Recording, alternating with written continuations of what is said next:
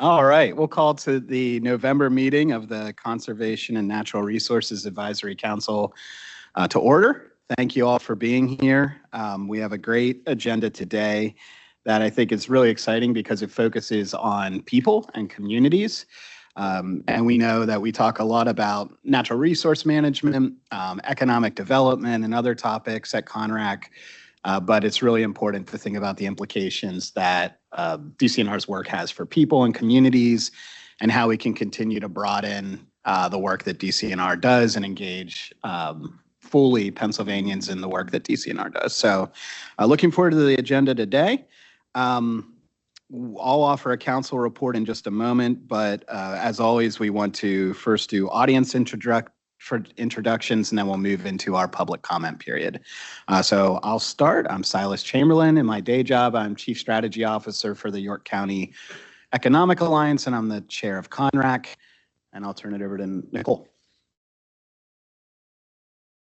Good morning, Nicole Faraguna. I am the policy director at DCNR as well as the liaison to CONRAC.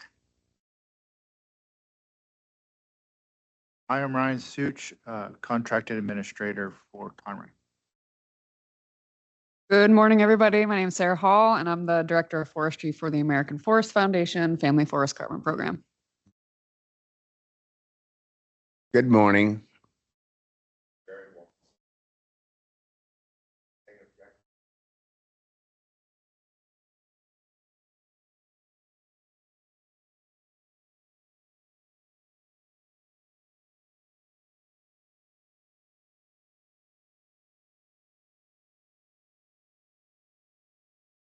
I am Keisha Scovins. I am the executive director of Let's Go 123, and just happy to be here to talk to you a little bit about us.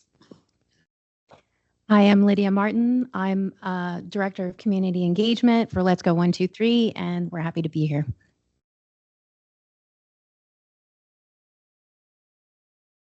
I'm Gary Cribbs. I'm a geologist with the NGO Science in the Delaware County area. Good morning. My name is Rocco Ally. I'm a retired physical therapist and work with sportsmen for well over 40 years. I've been a member of CONRAC for 15 years. Thank you. I'm Bob Kirshner. I'm from Elk County. I'm a retired wood products safety consultant and former president of the Pennsylvania State Snowmobile Association, the American Council of Snowmobile Associations, and currently serve on the board of the West Creek Recreational Trail Association. Good morning, Matt Gobler, member of CONRAC and executive director of the Pennsylvania Forest Products Association. Good morning, I'm Meredith Graham from Washington County. I'm the vice chair of CONRAC and an environmental lawyer by training. I think everybody knows Cindy Dunn as well. Oh, okay. But Cindy Dunn, DCNR secretary, and I think Janet was out of the room. Janet missed her intro. I'm a mystery. Janet Sweeney, Janet, and I know we have Marcus joining us online. Marcus, if you want to unmute and introduce yourself. Yeah, good morning, everyone. Marcus, President and CEO of the Outdoor Inclusion Coalition, calling in from, again, the city sitting atop AFC North after another great win at Acroshore. So here we go, Steelers. And I believe we'll have maybe Sierra joining us in person potentially, so we'll keep an eye on that. We will also introduce folks in the room, starting in the front row.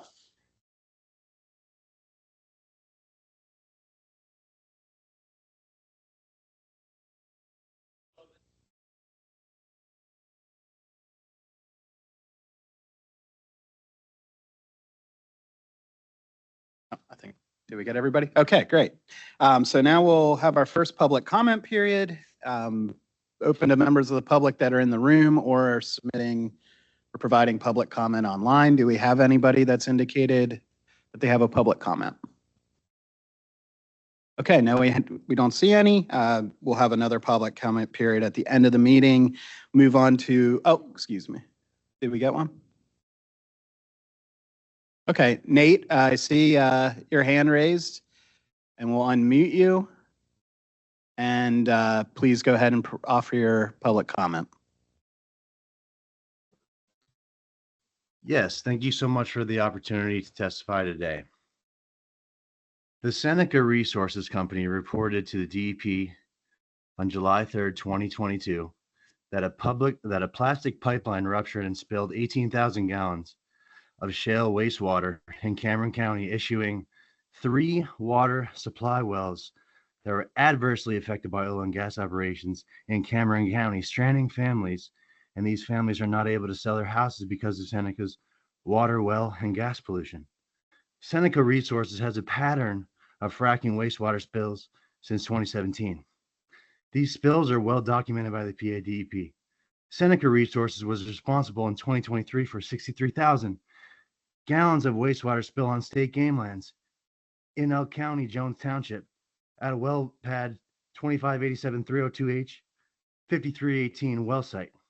Also, Seneca Resources ignored violations of notice of violations for over 7 months on DCNR state forest land at pad D007 in Delmar Township, addressing wastewater pollution at this site in Tioga County. This site is located in high-quality Pine Creek watershed. The PA DEP issued violations for failure to contain waste or regulated substances in tanks or other structures. They also issued violations for failure to prevent potential pollution of waters of the Commonwealth. Again, this company ignored these violations for 7 months. How can we continue to trust Seneca Resources as they have been responsible for ignoring multiple DEP violations and are responsible for 80,000 gallons of wastewater polluting families' drinking waters within the last 2 years, and in the meantime are building a new pipeline on DCNR state game land at the Tioga State Forest Seneca Track 007 within multiple hiking trail tracks near well pads D, K, and L. Seneca already spilled 63,000 gallons of hazardous radioactive water on state game lands. So what makes the public think we can trust Seneca within the Tioga State Forest this time, as they have a history of radioactive wastewater spills and ignoring DEP notice of violations? As Pine Creek Headwaters Protection Group has been pushing back against the Seneca DCNR pipeline number 007, our own state agencies are not honoring Article 1, Section 27 of the PA Constitution. This is not a suggestion, it's the law. This part of the Tioga State Forest is highly used by recreationists, including trail hikers, birders, mountain hikers, bikers, hunters, mushroom gatherers, conservationists, master gardeners, and master watershed stewards. As environmental justice is discussed on today's agenda, this Tioga State Forest location will soon be an example of environmental injustice occurring within a DCNR state forest. Thank you for the opportunity to testify today. Thank you, sir. Appreciate your comments. If you do have a written form of your public comment today and you don't mind providing it to us, we can also make that part of the written record of the meeting.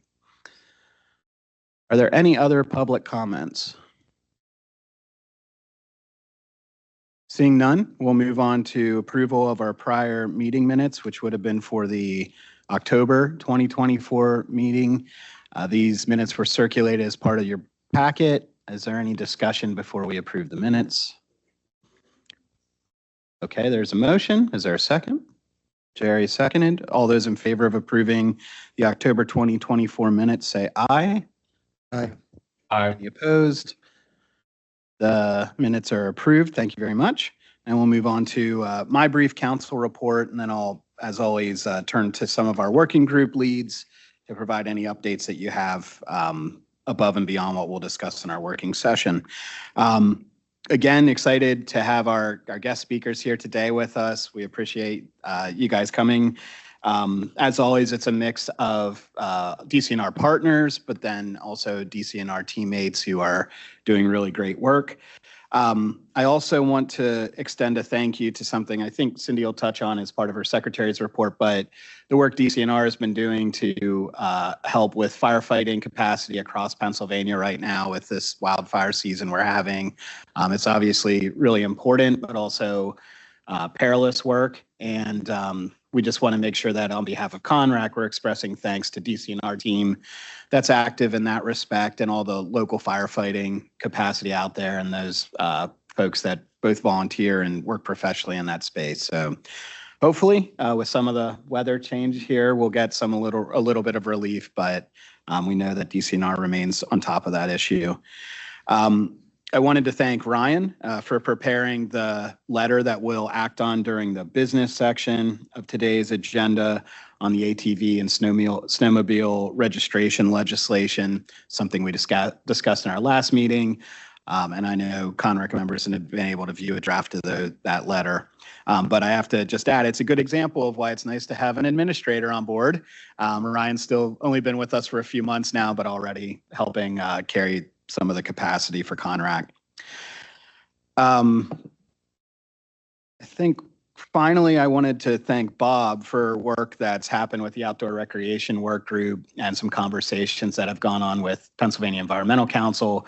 And Bob can, of course, provide an update on that as part of our working group updates. But there's been a lot of great work happening, mostly behind the scenes so far. But I know Bob has carried a lot of that load with that working group. So thank you, Bob, in particular.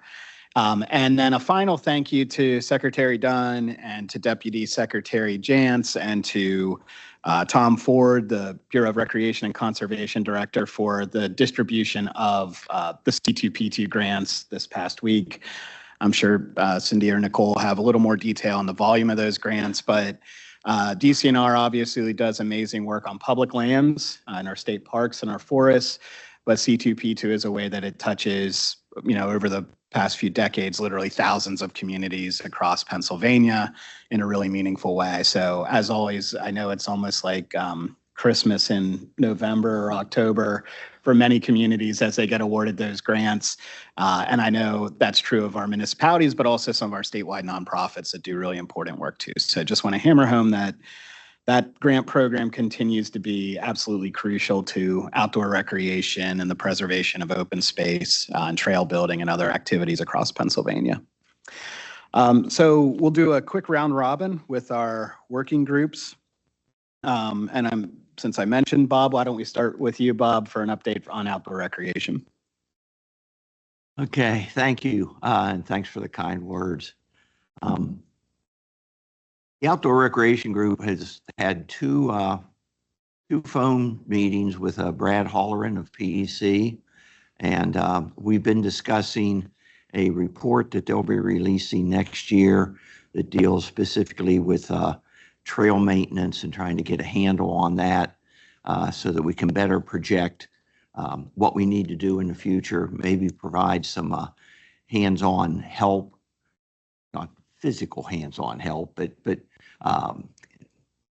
help for the trail groups who struggle with trail maintenance. Once everybody's excited when it comes time to build something and everybody's all in, but oftentimes later in the process we run into problems, and that's what we're trying to address maybe in the selection of trail projects, as well as what we're going to need to maintain those trails. So I don't want to steal any more of the Pennsylvania Environmental Council thunder on that.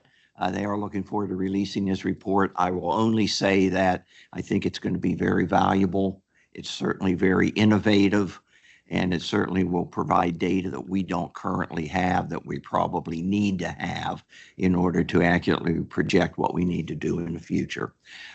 The other charge that we're working with right now, the North Central riding area, there hasn't been, at least to my knowledge, I haven't been made aware of any progress as far as setting up the authority, which eventually we hope will be able to run that project and take some of that burden off of DCNR specifically. And the other announcement I have to make is Silas was very kind to me in the introduction. I do find that I maybe am punching above my weight here with some of these projects. And so Gary Cribbs has kindly consented to be my co-chair on the Outdoor Recreation Action Team. And Gary will concentrate more on the hiking, biking, and the that type of trail use, and I will concentrate more on the motorized trail use, which is really what I know more about. So I think it's a good, I'm sure it'll be a good partnership, and known Gary for a long time, and I know he's very professional, and looking forward to this group's work going forward. So thank you. Thank you, Bob, and thanks, Gary, for stepping forward. Meredith, do you want to talk about natural resource stewardship work group? Our work group does not have an update. We will look forward to commenting on relevant DCNR plans when they're available. And I believe the SCORP is probably going to be available in March. Is that what we're roughly targeting? So this first quarter, we'll have your work group busy.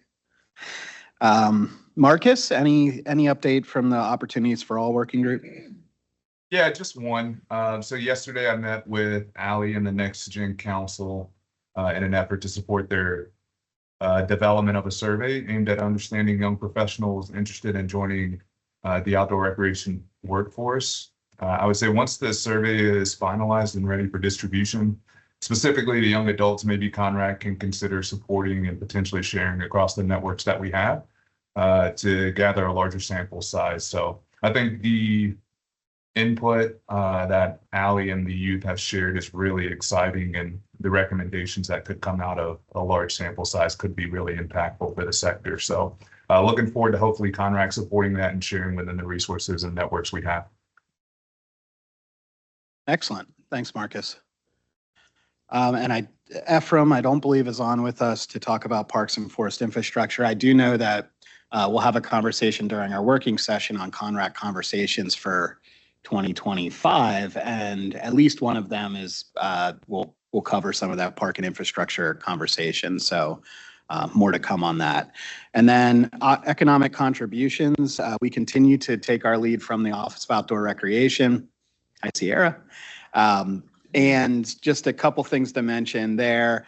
One of the major projects of the Office of Outdoor Recreation and their partners at Southern Alleghenies is evaluating a statewide business alliance for Pennsylvania. This is a model that's used in other states to augment the work of a state Office of Outdoor Recreation as a convening point for all the outdoor businesses in the state. Right now, they're about midstream on a planning process to look at different models that exist in other states, talk with Pennsylvania stakeholders, and then make a proposal of what this alliance could look like. As part of that, they're circulating a business survey underneath a brand that was launched a couple weeks ago by Nathan in Easton with some partners there called Elevate. And so if you haven't seen it already, there's a business survey, and we'll share it out as a follow-up to this meeting, that if you're aware of outdoor businesses that are in your community or your region or work closely with your businesses, we'd love for them to take this survey. And it will augment data that the consultant is gathering from what's called a Google scrape, which is where they go out and look at every business that's online related to the outdoors, and allows you to get some of the businesses that don't show up in L&I data. So like the restaurant that might otherwise show up just as a restaurant on paper, but has outdoor dining and is right next to a bike trail, and it allows us to capture some of that information. So they're working on some really great mapping as well that shows on a statewide scale, here's where all the clusters of outdoor businesses are. Yes, Janet.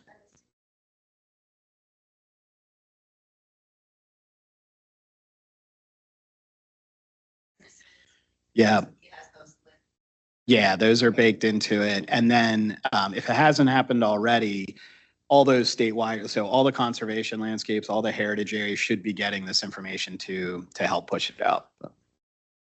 And then, oh, sure, Jerry, go ahead.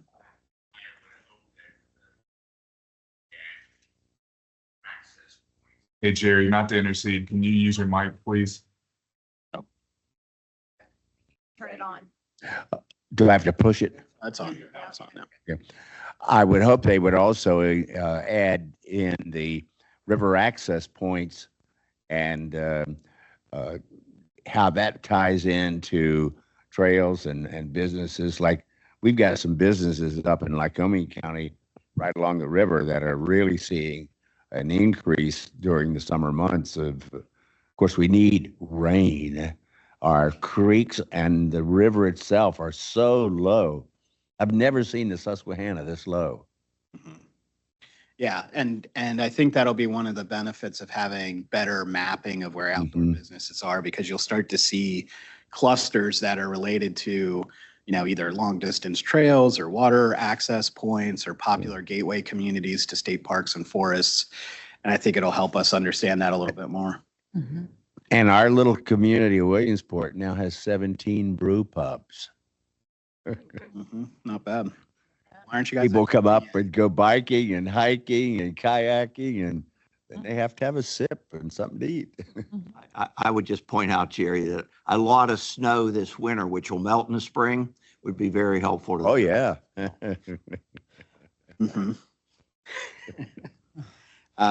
The only other thing I wanted to mention is last year, the Bureau of Economic Analysis released their national data, which also includes state level data on the cumulative impact of outdoor recreation. And for the first time, it surpassed $1 trillion nationally, 16.9 billion here in Pennsylvania. Today at 11 o'clock, while we're all meeting, the BEA will release last year's data. So we'll have updated figures. So it'll be interesting to see, did we go up nationally? Did it stay about the same nationally? In Pennsylvania, did we continue to add to GDP and employment? There are a lot of national headwinds that might slow down that growth. A lot of outdoor retailers that are kind of right sizing after the pandemic and all that flurry of purchasing that happened.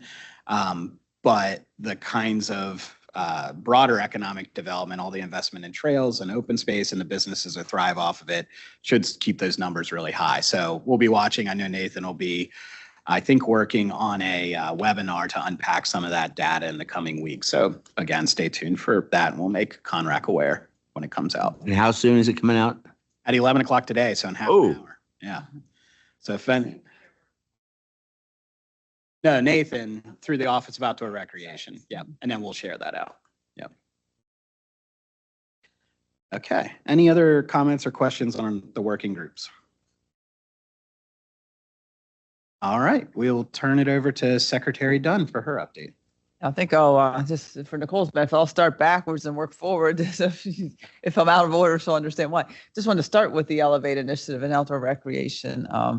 I think it amazes me how rapidly we've developed expertise and good data, both because of Nathan Rigner's work and the people he's been able to hire, but the alliances he has, Silas's deep knowledge, Sierra's deep knowledge, Peck's longstanding work in this space. I just think we've gone from where we were 2 years ago, like rapidly forward on outdoor recreation and understanding its place in our economy and our future. And I know from Governor Shapiro's point of view, it's part of the formula he sees for success in Pennsylvania as a state. When you look at our demographics, there's no secret we have an aging demographic.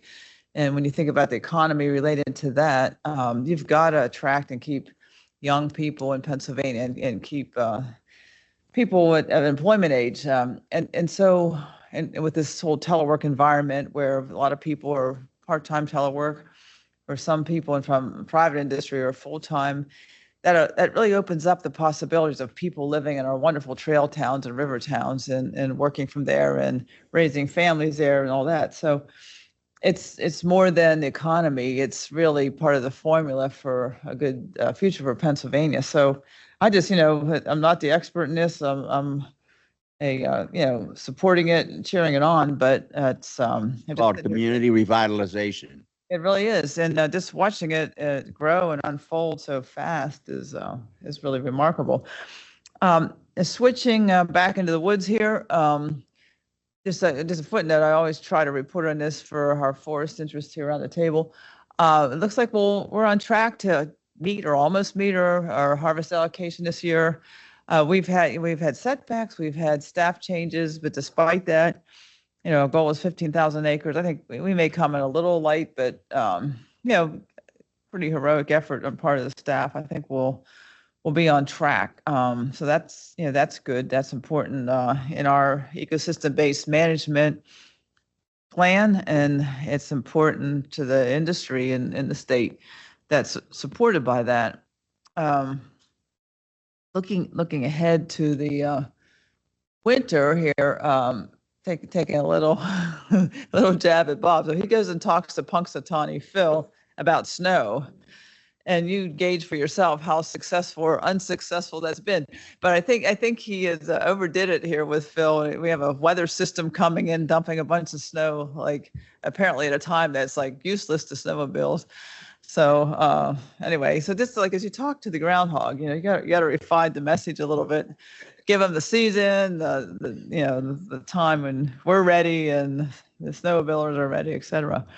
We're welcoming that snow to hopefully put an end to this crazy fall wildfire season we've had.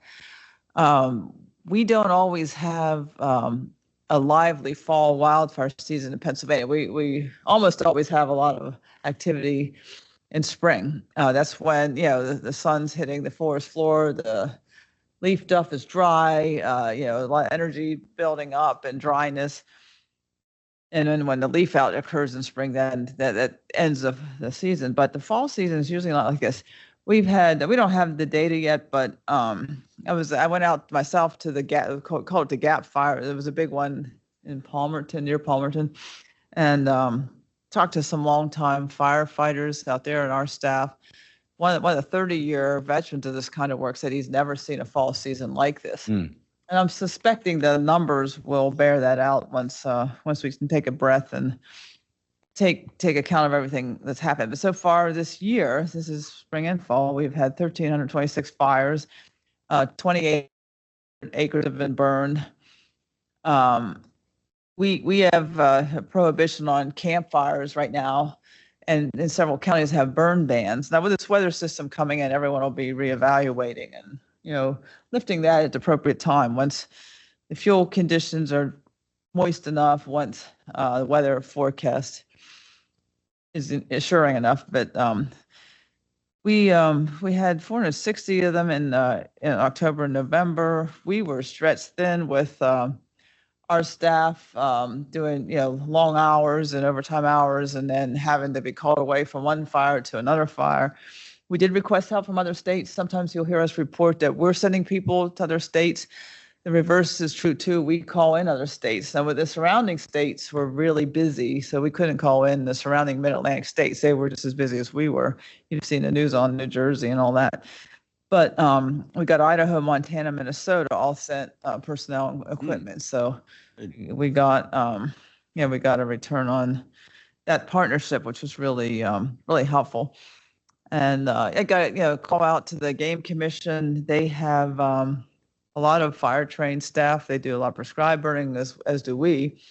But they were really helpful. I saw a big Game Commission crew on the Gap Fire. U.S. Forest Service had people, National Park Service had people, PEMA, and of course, the local volunteer fire departments were fantastic. The local volunteer fire companies on the Lehigh did a phenomenal job at recruiting people and community support. Our staff have never seen the community support we saw on that fire. In the news, the fire chief had mentioned the need for some water, some supplies for the firefighters who couldn't go home, and food. And then the food that came in was so voluminous that they created almost a second incident. They had to free up someone to manage food and get it distributed appropriately, get it up on the mountain. And it was a good show of camaraderie, and it just highlighted how important these volunteer fire companies are in our communities. And they were very thankful for our staff. We're the leaders on wildland fires. So as Silas mentioned, the grant announcement was a big deal for us. I was in Philly last week to make that announcement. We focused on several grants in the Philadelphia area to launch the grant cycle, to make the big announcement. There were 17 projects in Philly itself, and there were $5 million for urban tree planting. We got a lot of one-time money from the U.S. Forest Service for community urban forestry. And combined with Philly, also gotten money on urban forestry. We had a big announcement on tree planting to combat urban heat and to reduce flooding. We had a lot of local parks funded. There were 25 new local parks statewide. statewide, there were a rehab of 85 existing parks. A lot of the communities are really rehabbing the parks they have.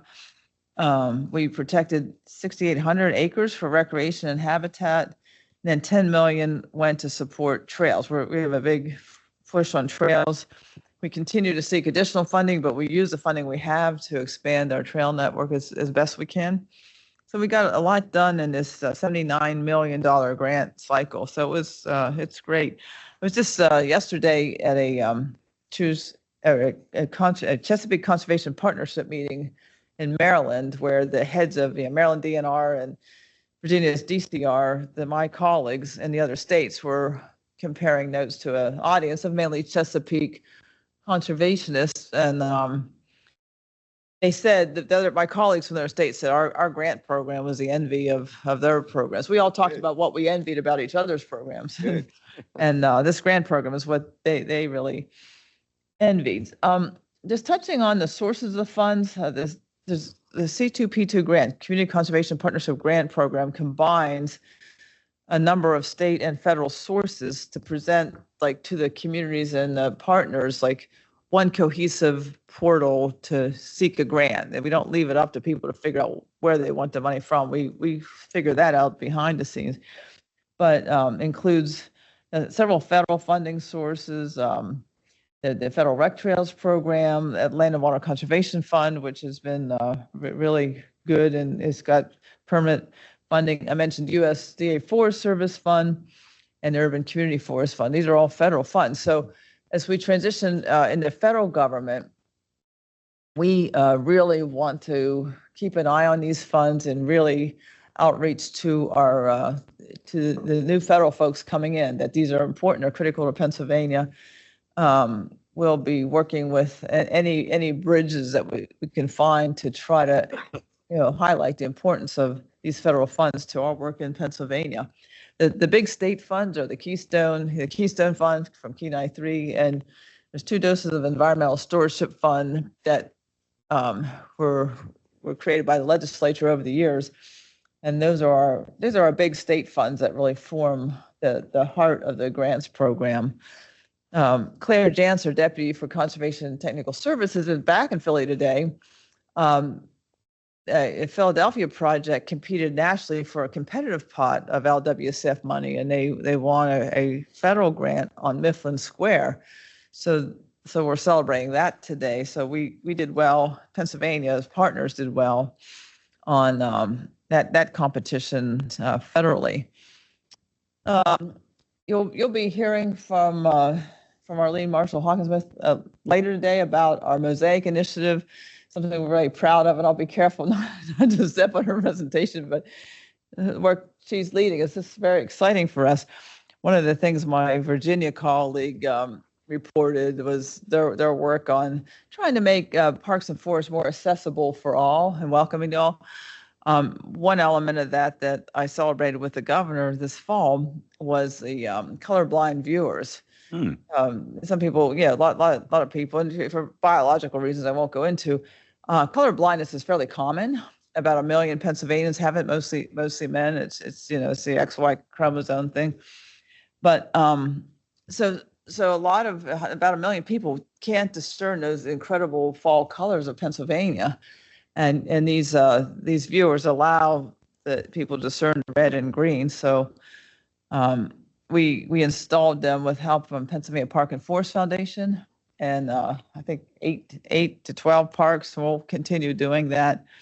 I know CONRAC's interested in accessibility and ADA accessibility. So we're looking across our system in so many ways to look at what it takes to be welcoming and accessible to all. And that's obviously ongoing work, and it's an area where partnerships can be really important. Pennsylvania Park and Forest Foundation really has supported us in accessible kayak launches and many other amenities to really help with accessibility. So you'll hear more about that. We expect to focus in on that more as we go. And our Mosaic work is really coalescing people from across our agency with that interest, in addition to numerous other elements of that work that Arlene will talk about. But in talking to some CONRAC members earlier, I know that's something that you're very interested in, and just want to say we are too. And I believe I'll stop with that. I had some other exciting things happening this fall, but I'll stop with that and see if there's any questions. Any questions for Secretary Dunn? Financially, state funding is still in decent shape. Yes, it is. It is. And again, we've loaded up in the cycle of budgets. Agencies have already submitted their requests to the budget secretary, and we'll be discussing and talking about our needs there, and continuing to try to. I mean, we think there's a lot of opportunity. We operate in the opportunity zone, so we're hoping, of course, to expand our opportunity. So that's a segue to a question I had. Segue to a question I had on federal funding. And obviously, anytime there's an administration change at the federal level, I'm sure as an agency, you consider, what funding sources come from the federal government, if any of that might change. Do you have a read on anything that you feel like might be changing in terms of funding DCNR may have gotten and may now not? And B, just wanted to put the offer out that if there's anything that CONRAC can reinforce in terms of the importance of federal funding to DCNR's work, we can articulate that to legislators or to other stakeholders that need to hear that message. That would be really helpful. And I suspect I have a cabinet meeting soon. I'm sure the governor's office will guide us on how to intersect and link to the federal government. But just looking at some of our funds, LWCF, Congress voted to fully fund it and permanently fund it. So I think any congressional person sitting at that table is going to defend that because they voted for it and understand its value. So Congress, very important on that. The U.S. Forest Service funding, some of that was like one-time federal funding. But I think it's true that we in other states see an ongoing need for buffer plantings, urban community forestry, ongoing forestry work that comes through USDA, and USDA is an agency that really has a really critical mission and is often fairly safe from broad changes. So we're kind of hopeful on that, but we'll obviously use our professional connections there to help assure USDA stays in healthy, and especially for us, the forestry side of that. But any like Matt's Association will be helpful in that, and Sarah's work. And I think everyone with ties. Again, Congress is always a good avenue to talk about a need for support. I'll just add, and I was going to include this in my update. So to Cindy's point, we are reviewing, understanding what funding is committed. We have about a little over $101 million that has been dedicated from federal funding sources. A wide variety of programs and services that this money is supporting, including wildfire assistance, invasive species management. In some cases, it's staffing, grant funding. Buffer plantings, our work to advance our goals in the Chesapeake Bay watershed. So it's just a myriad of funding, and we're going to know more in the spring as to where the administration and Congress is looking in terms of budget priorities. But we are looking at funding sources, certainly, and then also from a policy perspective, trying to understand what regulatory, legislative changes may be implemented to impact our work as well. Thank you. And I just wanted to give a thank you from the City of York to DCNR. We are one of the beneficiaries of some of the federal funding for trees. So City of York will be able to do a canopy study, and I think ultimately plant somewhere between 600 and 800 trees in the City of York. But I think it's notable that the applicant for that funding was the Business Improvement District Authority of the City of York, an economic development agency that really is focused on small business attraction and retention, it's the single largest grant that that entity has ever received. So I love the irony that a business-focused organization that is focused on downtown York got its largest ever grant from Department of Conservation and Natural Resources. I think it just points to how DCNR is engaged in many different ways across Pennsylvania. Yeah, I will say this. I think you and folks like you have really connected the dots for the leaders of York at all levels, both in our state house, in the Senate and House, and also the public. The link between recreation, conservation, and economy has just been made so well in York. It's been remarkable to see that evolve and be understood in an economic sense. And it's a good model. So we talk about the York model, York County model, other places. And the development of the state park there, Susquehanna Riverlands, has just did very well with enthusiastic support from the community, with their understanding of the benefit that'll bring to the economy of the county and the region. Great, thank you. Anything else for Cindy? Okay, thank you, Secretary Dunn. We'll move on to Nicole for a policy report. Yeah, sure. Mine is going to be short. We already talked about the federal funding sources. And again, appreciate the offer from CONRAC to provide any support along that way. And we'll certainly keep you updated as we learn more. Just want to share the fact that we did put out our CONRAC annual report. That's on CONRAC's website. You all should have received a copy of that. Thank you to Ryan for putting all that together. So we that's out there for you to look at. We talked a little bit about SCORP. We are in the process of writing the draft plan. This is our statewide comprehensive outdoor recreation plan, as many of you know. And so this is the plan that is required in order for DCNR to be eligible for that land and water conservation funding that the Secretary mentioned.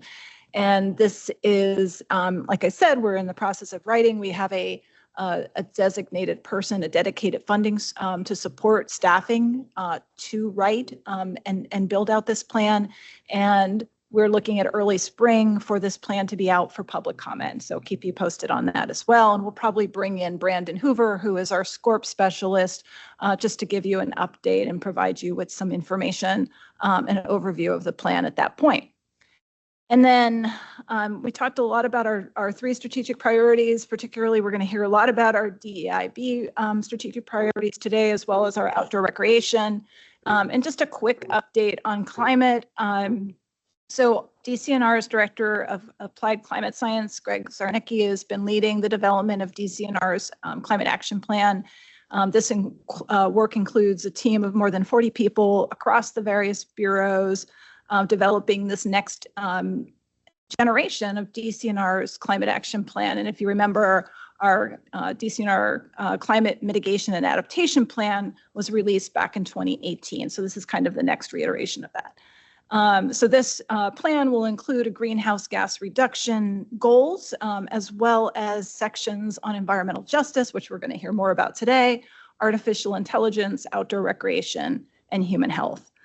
So you will all we'll bring Greg in to do, a presentation on that plan as we get closer to releasing it for, we'll probably use CONRAC as a key component for public outreach, honestly, on that action plan. So stay tuned. And that's all I have. All right. Any questions? Any questions for Nicole?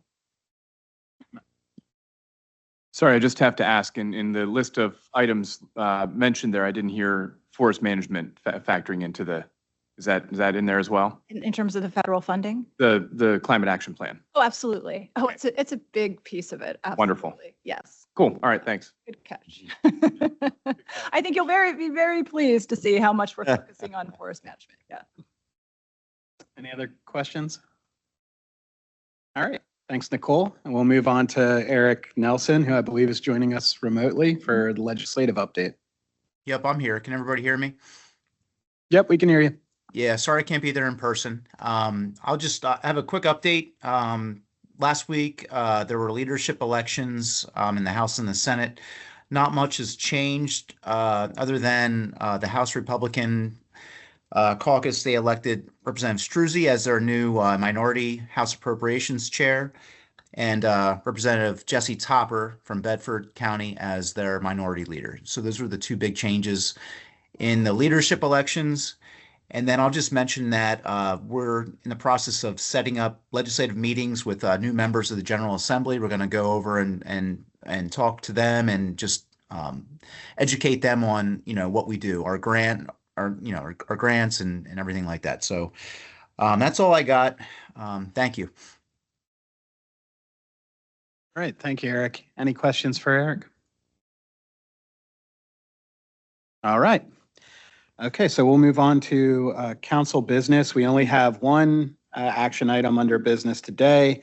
As I referenced earlier, it's just approving the finalization and submission of our letter to DCNR regarding the snowmobile and all-terrain vehicle registration legislation. Ryan circulated his draft of this, about a week ago, so everybody had time to review.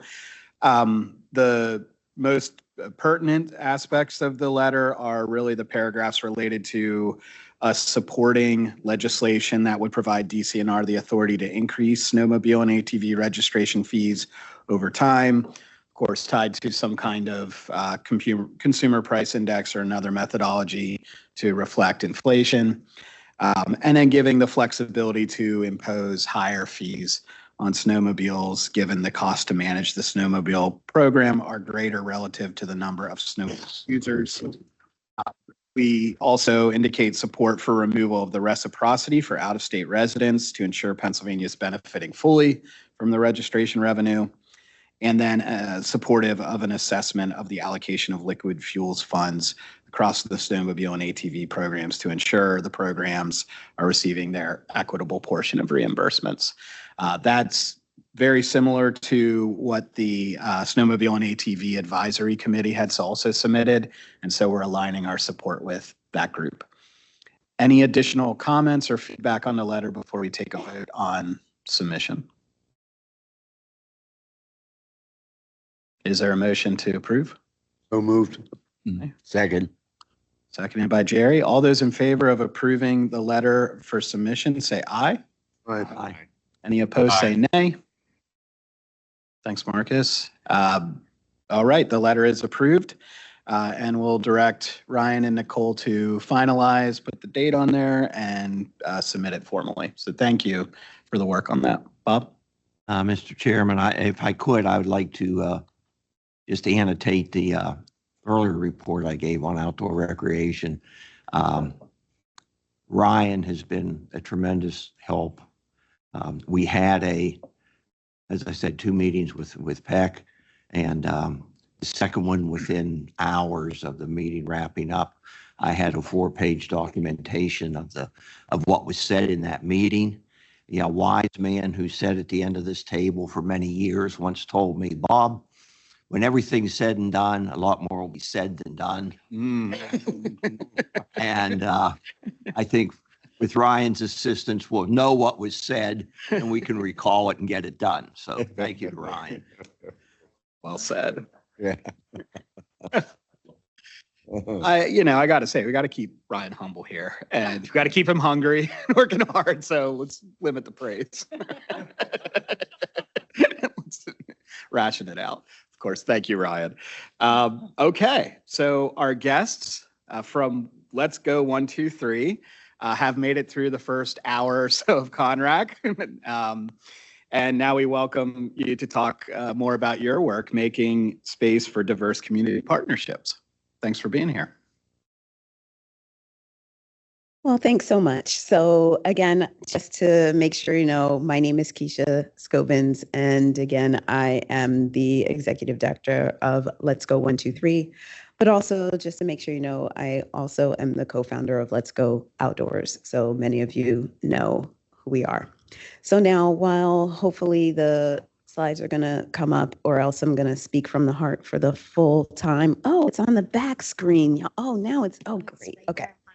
All right, perfect. So anyway,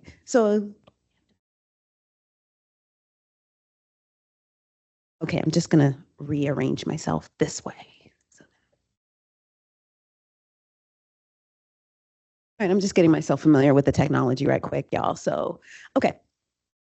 So yeah, so let me just first say thank you to DCNR, because again, being here is great, but also, we've been recipients of grants in the past, so thank you. And so today I am going to talk about community partnerships and community engagement, and it's really a reflection of what the work pretty much on the ground level is looking like. So I wanted to make sure that you see some of the work that we've done, but also how that's reaching communities in the Philadelphia and Lancaster County areas of Pennsylvania. So I'm just going to give you a little bit of history of us and tell you about what we do and as far as our community partnerships, the engagement. And then if you have any questions that we have time for, that's fantastic. Otherwise, y'all can hit me up on our contact ways. So again, I wanted to just preface with Let's Go Outdoors. Let's Go Outdoors is the foundation of a lot of the work that got us to Let's Go 1, 2, 3. So you'll see in the picture there, early roots, 2010. So this is kind of like a fun presentation too, so y'all can smile and, feel good about like, wow, look at them. Yes, we are twins. And, we founded Let's Go Outdoors together. And that is us like within the first couple months, of when we started in 2010. So just to give you a little bit of information about our history, Let's Go Outdoors was conceptually born 2010. And so really, you can check out our life story, but Tarsha and I basically went cross country and back, saw this wonderful United States, had some really great experiences and loved the outdoors, not being from families that, had us doing that kind of activity or anything. We basically saw there was a limitation, when we did our cross country trip with the number of people of color and, women. And this was in the I would say in the mid 90s at that point. So, so again, we had an opportunity to establish Let's Go Outdoors to really connect city communities to outdoor experiences. That is the mission of Let's Go Outdoors. And so in that space, we did great things with Philadelphia-based folks. And we found that we were in a position where we were getting more involved with communities that were high poverty, high need, and could not necessarily do the types of programs that Let's Go Outdoors was. And that's when Let's Go 1, 2, 3 was born. So fast forward, Let's Go 1, 2, 3 really was looking at, wow, what are some of the reasons why some folks are not able to access Let's Go Outdoors programming? So we said, well, what can we do? Sometimes it was education, sometimes it was just resources. And so we said, well, how do we think about the educational components around that? And how do we then make this a longer term engagement piece versus a, single isolated activity that's happening outdoors? So that's when Let's Go 1, 2, 3 was born. And our mission is to really alleviate barriers to outdoor experiences. So ideally, it's a stepping stone to organizations like Let's Go Outdoors. So one of the great things that we love to promote and let people know that our programs are family centered. So really, we are at the basis of trying to figure out like, how do you do this jointly? How do you do this as a family? How do you get engaged? Because one of the things that was a barrier was sometimes the adults in the household aren't always as aware either as what the kids are. So kids getting exposure at school can go home to families that are then saying, no, we don't really care about that. So how do we get adults in communities of color and urban communities thinking about these things? So ideally, we like to make sure we're gearing programs toward the entire family.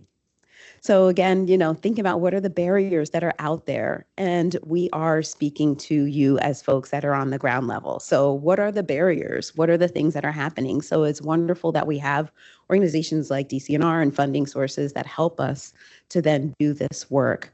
But again, we're thinking about those barriers that aren't always financial, but it sometimes does come down to feeling welcome in an environment. Is it like, wow, I never thought that space was for me? Or, oh, is it a reason why transportation, we can't get there? Or is it, we just never learned about it? So how do we think about it differently when we're talking about the outdoors beyond backyard, barbecues and your local school playgrounds. So how do we think about that? So really, we're talking about, our let's go 1, 2, 3. What does that 1, 2, 3 mean? Yes, it means, thinking about an initial engagement. What are you going to do? We're going to get you where you're at. So a lot of times, people we found would say things like, I'm not going out there, or what am I going to do when I get out there? So, an initial engagement does not necessarily have to be, like our kids sometimes will say when they're on field trips, we're out in the woods, Yes, you are. But, initially we're doing some level of preparation for that next step. So, then we're thinking about the engagement, like what are, the partnerships that we have? What are the things that you can do in small ways to encourage people to make steps to care for and think about the environment?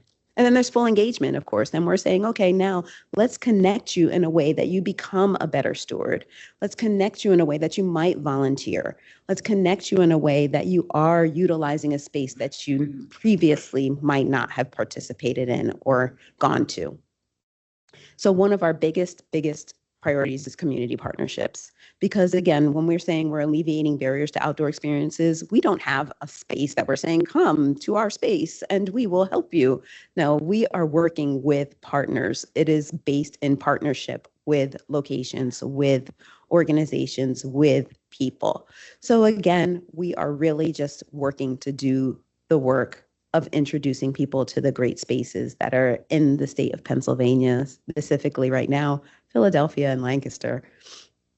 So yeah, one of the best ways, to think about getting involved, getting in front of people, getting to know people, groundwork level, is knowing neighborhoods, because a lot of our work it's really thinking about how do we get into our neighborhoods to reach people that, again, I identify as a Black woman, we're reaching Black and brown communities. That's who we are, city communities. So we need to think about, cultural sensitivity. How do we think about listening to people? What's going to be important to the people that we serve? Because we can sometimes say, I love it, and then think everybody else is going to love it. But we know that is not always the case. So how do we think about subtle ways, or how do we think about changing the way people are getting engaged through, ways that they might not, ways that are relevant to them.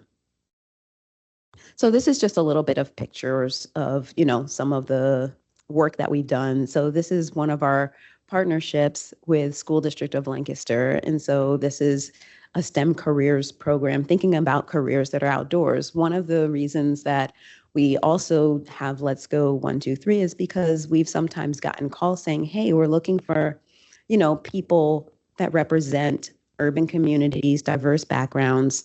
We really would like to hire, employ, have interns, that can speak to that level of background. But a lot of times we don't have a lot of kids interested in those areas because they're not necessarily prevalent where they live. So this particular program was thinking about STEM careers that are associated with the outdoors. And so the students here are getting exposure to fields. And we were also very strategic and very intentional about having people from careers that look like them, because School District of Lancaster is a large population of students that are from Spanish-speaking homes, Black and brown students. And so we wanted to be intentional about showing them people that look like them, that are in fields like geology or marine biology or the aquatic sciences, or in, fields that they're thinking about soil ecology, but making sure that they're thinking about those things. So this one, thank you, DCNR, our Conservation Careers 101 program.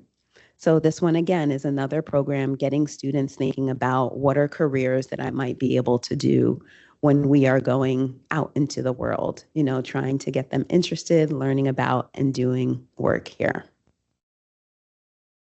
So when we think about community engagement, the biggest question is like, why? Why is it important to do community engagement? So again, we're always thinking about how do we diversify? How do we think about having more people of color involved in the work that we do, how to think about stewardship, because we know some of our city communities, especially our EJ communities, are struggling, or they're not aware of what can they do, where is their place, what are the impacts that they can make. So again, I'm speaking as the demographic, that is utilizing the services grew up as a kid that didn't have all of these ways and understandings and knowledge. So, community engagement is going to be important when doing this work and really trying to reach people. Because again, one of the reasons, Let's Go 123 was started because of the fact that people were not aware, and we wanted to create a way to engage and get people doing stewardship and thinking about conservation differently. So again, thinking about inclusive engagement, where do you start? A lot of places will sometimes call and say, hey, where do we start? But you have to identify what's going to work for what your goal is. So, partnerships are at the core of what we do. But again, thinking about where do you want to be? Is it going to be going into a neighborhood or having people come to you?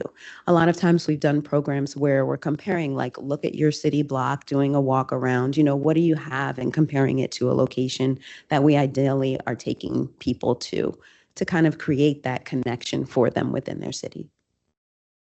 So considering the audience, you want to make sure that you're considering, what's the current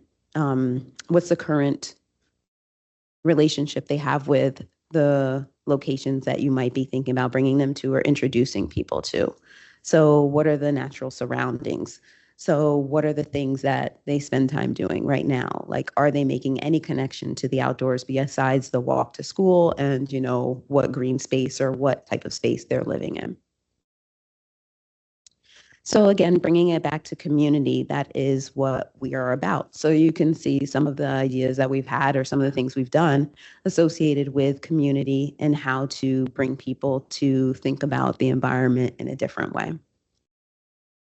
So again, we're getting out there. So I don't know if y'all ever, see us in action, but, you could see like what has impacted us, through DCNR, through our partnerships, through the work we do. Like, this is us saying hello and, seeing what you've been a part of. But, the big thing is finding common ground, keep it real, keep it fun. That's the mosaic. So, we leading up to Arlene's presentation too.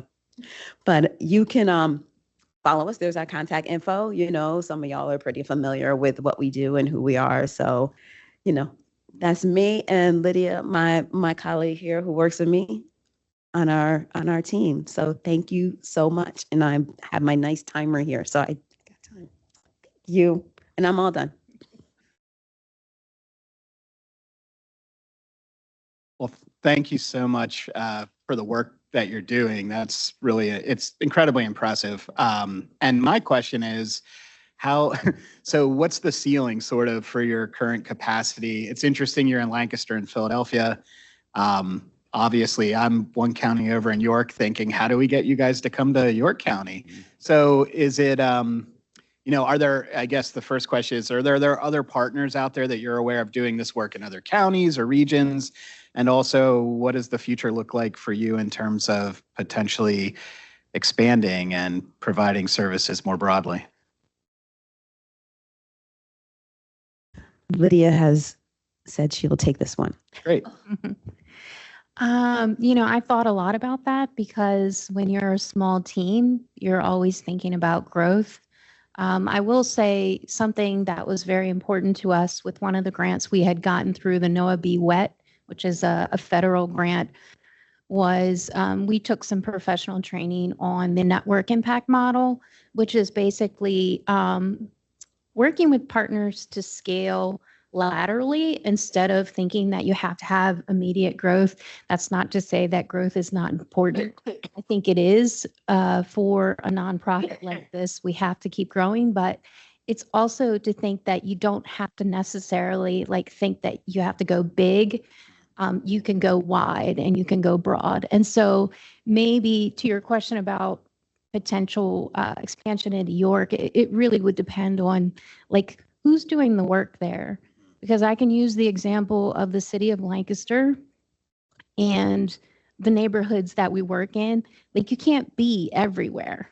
If you want to do meaningful, impactful work, you have to show up. You have to be consistent. If you're not going to be consistent and it's only going to be a drop in here and there, you're probably not going to make as much meaningful impact.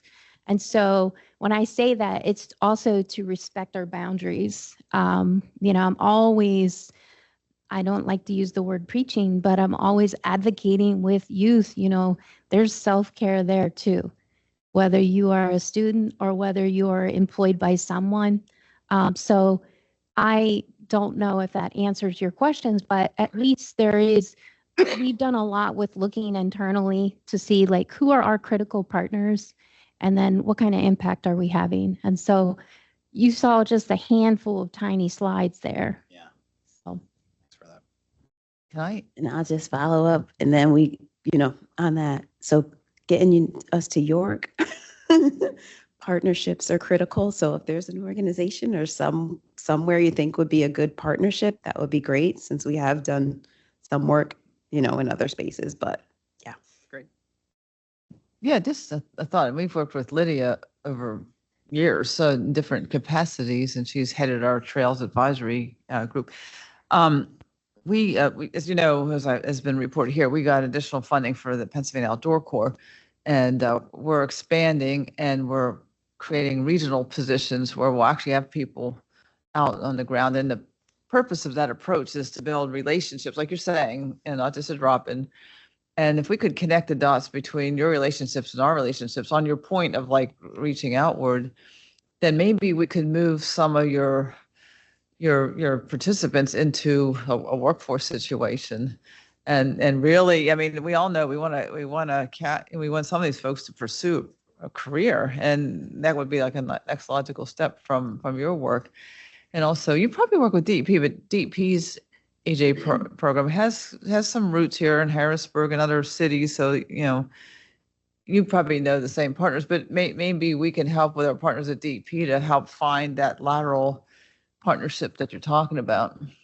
Perfect. Yeah. And just to, Mike Piaskowski actually was talking to our kids Saturday and our STEM Careers Outdoors kids today. It's all and done. tomorrow. Good. Everyone's always ahead of me, which is where it should be. I have a question. Sorry. Okay, just a point of clarification. Are you guys working mostly on just the conservation and career side? Or I know one of your slides talked about water education tours for Let's Go Outdoors. And is that mostly on the conservation side? Or I know a big barrier sometimes is people not knowing the basic skills to be outdoors, right? How to swim, for example, right? So do you also work on the skill side?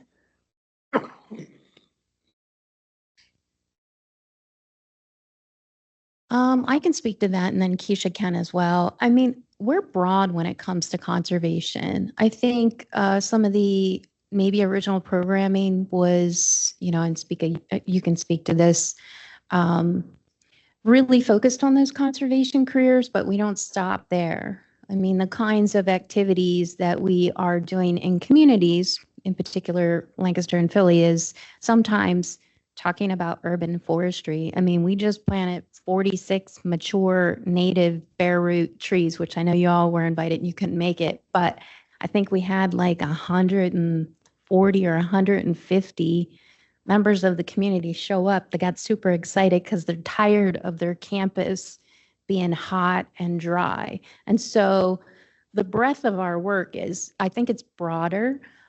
It just really depends on funding. And it also depends on like the willingness of partners to show up, be present, and also sometimes be creative.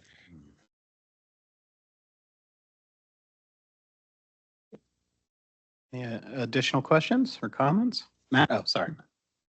Yeah, thank you very much. Really appreciated your presentation, and it certainly has me thinking about, and I really appreciated what Secretary Dunn said, because your initial focus is on connecting people with the outdoors, but there is a logical connection there to workforce and pathways. And I want to say on behalf of an industry that is largely identified with rural areas, we recognize that our future is at risk if we're not reaching into urban and suburban communities and having conversations about the future workforce in a way that we haven't in the past. And so one of the things that I wanted to benefit from your knowledge on is that we've been reaching out, working with partners like the Harvest Development Council, the Department of Agriculture. Our association has invested in this, working through Project Learning Tree. DCNR certainly is a big partner in the Project Learning Tree.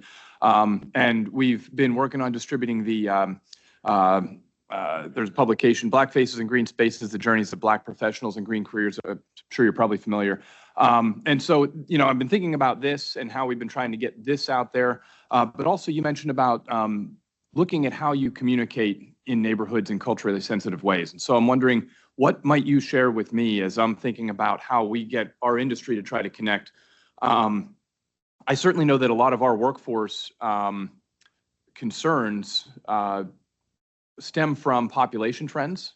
We've got a lot of, our industry for years has been based on folks that grow up in rural areas and pass multi-generational family businesses down and get people into the industry that way. And we realize that what we need to do is we need to reach out into urban communities and say, hey, if this is something that's interesting to you, we can open this industry with open arms to you as well. And so just wondering if you might give us some advice on how do we tie in with what you're talking about and what you're showing as far as communicating in a way that will actually reach the folks we're trying to reach.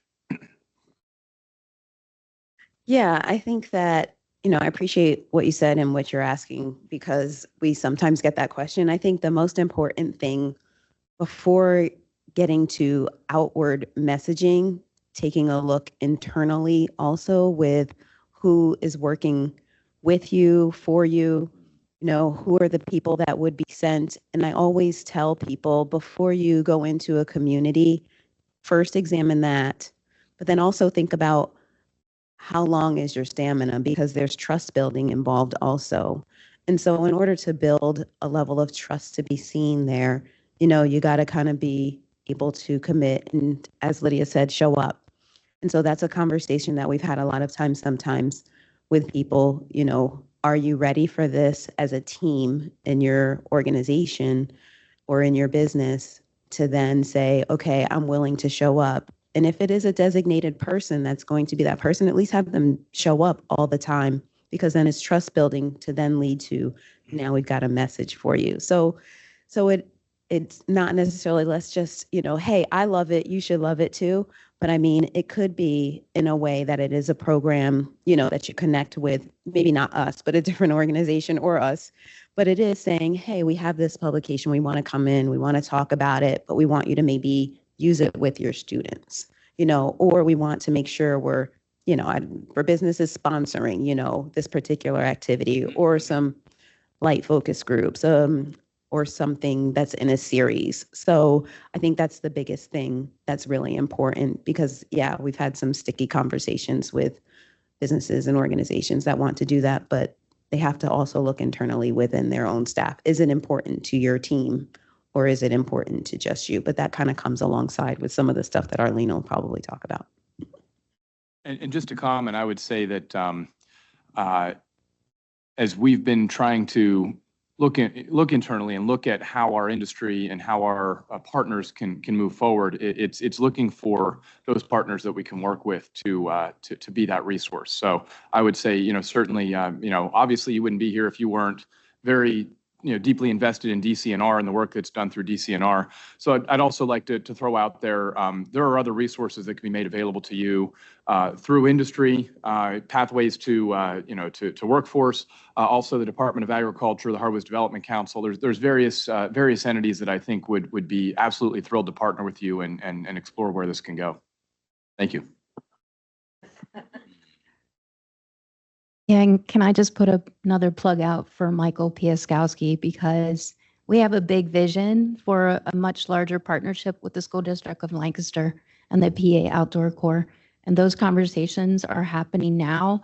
But when you talk about wanting to get more diverse conservation professionals, we get excited because we think this could be one way, maybe not every way, but it could definitely be one way, especially since, at least specifically for, again, the city of Lancaster, it's very diverse. And in the communities where we're choosing to invest a lot of our efforts, there's a, large Latino population, obviously, immigrant and refugee population, that we think that, there's potential to tap into those potential professionals. Because I think there's also a misconception, those of us, we love getting outdoors, but sometimes we don't get outdoors the way you all get outdoors. And that's okay. We're at least getting outdoors. So let's find the approach that you need to take. And don't overlook older generations. Some of our best work is for people who are retired, people who are in affordable housing communities, that they rally for their grandkids. And for anybody that sat in on my presentation last week, if you looked at one of the survey questions that was presented, like a lot of those were like older English and Spanish speaking, sometimes non-English speaking folks who really do care about the environment, even when they're limited with what they can do physically. And even when they're limited, they can be a champion for their kids, for their grandkids. So I just put that reminder out there.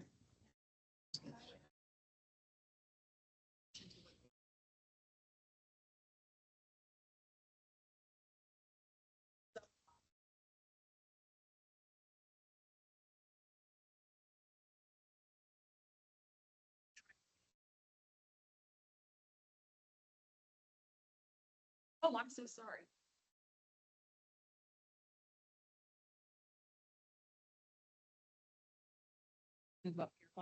Okay, good. I apologize. So I'm Arlene Marshall Hawkins Smith. I'll be presenting next, but I just wanted to add on to what these two fabulous women were sharing about engagement when it comes to the workforce. Another important piece is just making sure that you're familiar with the communities that you're trying to go into. So doing some research. Google can be your best friend at times. Just when we talk about cultural humility, understanding like what that community needs, what language they're going to understand, because oftentimes, especially when you're in science-based work, you tend to go in with using the jargon that you use on a regular basis. And sometimes that can go over people's heads. And so taking that into consideration. The other thing too, when doing research, if there are cultural events that are going on in a particular neighborhood, that's a good way to kind of figure out like who's in the community, what kind of things are they interested in? And that can be a good segue to sort of getting your foot in the door to start having these conversations about workforce development. So I just wanted to throw that out there as well too. Good point. I also wanted to add, well, thank you, Keisha and Lydia, for the great work you're doing. And I love the family-centered model because I think it's really important. You know, we talked about intergenerational connections and strengthening those throughout the community. Some cultures are built around those intergenerational connections, so I think we have a lot to learn from that as well. We know that there's a lot of challenges with childcare, so just giving people the opportunity to be all together and enjoy and learn from these experiences, I think is just phenomenal. So, thank you. Can I jump in as well, since Silas isn't here to quiet me down? Yeah, on Lydia's comment about not forgetting about the older generation, that's what we observe on the ground, grandparents and aunts and uncles. And when I sit down with the Outdoor Corps for work days or picnics, and I ask them, how do you find out about this, especially the diverse kids, it's often grandma. Because the parents are busy, sometimes working 2 jobs, and grandparents are a big part of the support network. So we see it in the parks, we see it in the trails, we see it many places. I do think thinking about that generation as an inroad for the younger ones is really important. I'll just mention something just ever so briefly about culture, especially again in more diverse communities. Like you're thinking through the layers of your family. Like I grew up in a family, we had 3 different generations, and that was normal. Like you'd never think about sending your kid or your grandma, your kid off to college that they'd never come back to your house, or your grandma to a nursing home. You would never think that way. That is not how you, if it's your choice, that's different. But for a lot of these communities, like a lot of the generations are together. That's how you get them communicating so well. Mm-hmm. Any last questions for Keisha and Lydia? All right, well, thank you very much. You are more than welcome to stay. I hope you can stick around. And so next, we are excited to, we've got a preview. So Arlene Marshall Hawkins Smith, who is our Director of Diversity, Equity, Inclusion, and Belonging, is going to share a Mosaic Initiative update. And you should have all gotten a handout. So I'm going to hand it over to Arlene. So I have hold the button and talk into this. Let's push it once and solid red. Okay, now? Okay, thank you. One moment. It's a pleasure to be here with everyone today. I believe I attended this meeting once before. Is anyone new? Do I need to introduce myself and background again? Okay. So my name is Arlene Marshall Hawkins Smith. And as Nicole mentioned, I'm DCNR's DIB director. I've been with the agency now over a year. August was my 1-year anniversary. Prior to coming to DCNR, I practiced law. I'm a licensed attorney, 19 years. And my entire career has been dedicated to public service, helping people, protecting their rights, helping them to feel valued and respected. And so this work it's just kind of a natural component, especially with the type of communities that I worked with, which were largely indigent clients and victims of domestic violence. And so my year here at DCNR has been an adventure. I don't have a conservation. Well, let me just say this. I didn't have a conservation background, but I feel like I'm getting one now. Like I understand like what's going on. So really proud of that. So I'm excited to be here today to talk to you about where we're at now. When I came to this meeting last year, I felt like I was drinking out of a fire hose. And so there were a lot of moving parts. But over the past year, a lot of work has gone into developing something that we as an agency can use as a roadmap to advance diversity, equity, inclusion, and belonging. And it has hit the ground and we've got some momentum going, and I'm excited to share with you some of the things that have occurred over the past year and that will continue. So everyone has in front of them some handouts that I provided just to sort of give you an overview of the work that we've been doing. Keep in mind, anytime that you launch an initiative that is about transformation, that it is not a sprint, it is a marathon. And so things will take time, and we have successes, incremental successes, and we like to celebrate those. But this is also an opportunity as we're engaging with this work to be able to identify like what's not working and where do we need to pivot.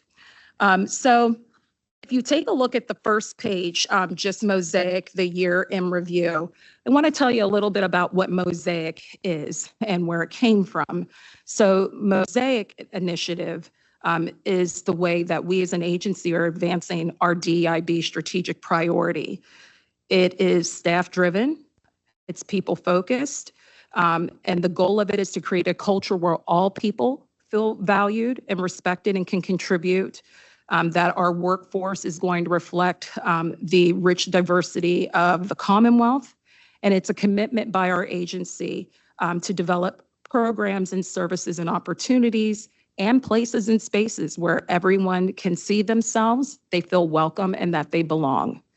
So how Mosaic was developed was a result of me doing a lot of road trips out into the field and talking to staff. As you can imagine, people hear about DEI in the news, and it is quite polarizing. And as I did my trips out into the field across the state and talked to staff, what I was learning is that there are a lot of people that were supportive of this work already, but for those that were sort of on the fence or just wanted nothing to do with it, when I drilled down a bit further, what I was learning is that first and foremost, no one truly understood what diversity, equity, inclusion, belonging was. And then secondly, what I was hearing is that, well, I'm white, so this doesn't apply to me, so I don't understand why it's important. So I recognized very early on that we needed to define diversity, equity, inclusion, and belonging for DCNR, because if we're going to do this work and do it well and that it's sustainable, everyone has to be on the same page. And so what I did is, and also too, oftentimes when people hear the words diversity, equity, inclusion, belonging, like they can be off-putting. And so we were thinking about like, what's a term that we can use at DCNR that everyone can get past that initial feeling and really embrace this work. And we came up with mosaic. And I'll explain that image to you on the first page once I go through the definitions. And so again, to do this work well, we all have to have like a starting point and be on the same page. And we need to do this in a way that's authentic for us. And so what does DEIB look like for DCNR and how do we define it? So I just wanted to share with you briefly like the definitions that we created. And we're not veering off from the traditional definitions. They've just been expanded so that we can help our staff to see themselves in this work.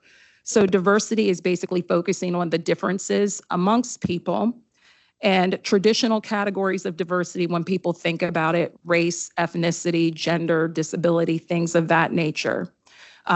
Again, some of our staff were not seeing themselves in diversity. And so it was important for us to expand that definition. And so the way that we communicate diversity is that, yes, it does include those traditional demographics that I described, but it's also veteran status. If you're a veteran, that's a facet of diversity. Socioeconomic backgrounds, like that varies. Lived experiences, expertise, all of those things are other ways to think about diversity. So when we brought in that definition, it really helped our staff to be able to say, oh, wow, I can see myself connected to that. Equity, dealing with fair treatment and access to resources for individuals' needs and circumstances, very different from equality, where equality is like making sure that everybody has a chance and you have access. But no one thinks about the barriers that prevent people from having that kind of access. And so we look at equity as identifying and eliminating the barriers so that we can get to a place of equality. So it's essentially leveling the playing field for everyone. Inclusion, creating an environment where everyone is accepted, valued, and supported and welcome. And that's something that we're trying to do in every aspect of our work for all people, not just some. And then belonging is the human need. It's the connection of the D, the E, and the I to feel accepted, valued, supported, and welcome. So if you take a look at that front page there, you'll notice that we now have this logo for our staff to help see themselves in this work. And Allie behind me actually created that. I had a vision for it and she took it and ran with it and expanded it. But you'll notice like this mosaic image, it's little pieces, different shapes and sizes that form something pretty great. And these different shapes and sizes represent the diversity of our staff, like their backgrounds. And again, some may be those traditional categories, but then it also may be job titles. What work do you do at the agency, et cetera. So all of those pieces represent us. And essentially, when you look at the soil, that's DCNR's mission. The trunk of the tree is our DEIB mission, which is what I kind of went through initially in the beginning. And then we've got focus areas, like what are the action steps that we're going to advance this work with, and that's actually the tree branches. And then we've got the apples, which is the transformation, like we're growing, we're bearing fruit. Now, every single bureau in DCNR is represented in this image. So the trees, the background, all of that represents our Bureau of Forestry and State Parks because they're outdoors. The stream with the stones in it, that represents our Bureau of Geological Survey. There is a bridge off in the back, and that represents our facility of design and construction. We've got a sunshine up in the sky that represents our Bureau of Recreation and Conservation because they are the ones that, I like you. They are the ones that are shining the light on the grant opportunities, programs, and services that we have as an agency. I like to say that we incorporated some birds for Secretary Dunn because she loves birds. But everything together, and like I said, these pieces, they represent our staff. We are all a part of the mosaic, and we felt that it was important to be able to have a visual that our staff could see themselves in the work. And we've got some other resources that we created as well too to support that. So the other thing that I wanted to talk about with our Mosaic initiative, aside from the definitions, is that we developed a 3-year integration plan, because in order to be able to do this work right, and that it's done meaningful and with intention, we needed to develop a roadmap. So we have our 3-year integration plan with quarterly goals and metrics, which are in some of the other handouts that I provided to you. There are goals and metrics for the department. There's also goals and metrics for our bureaus.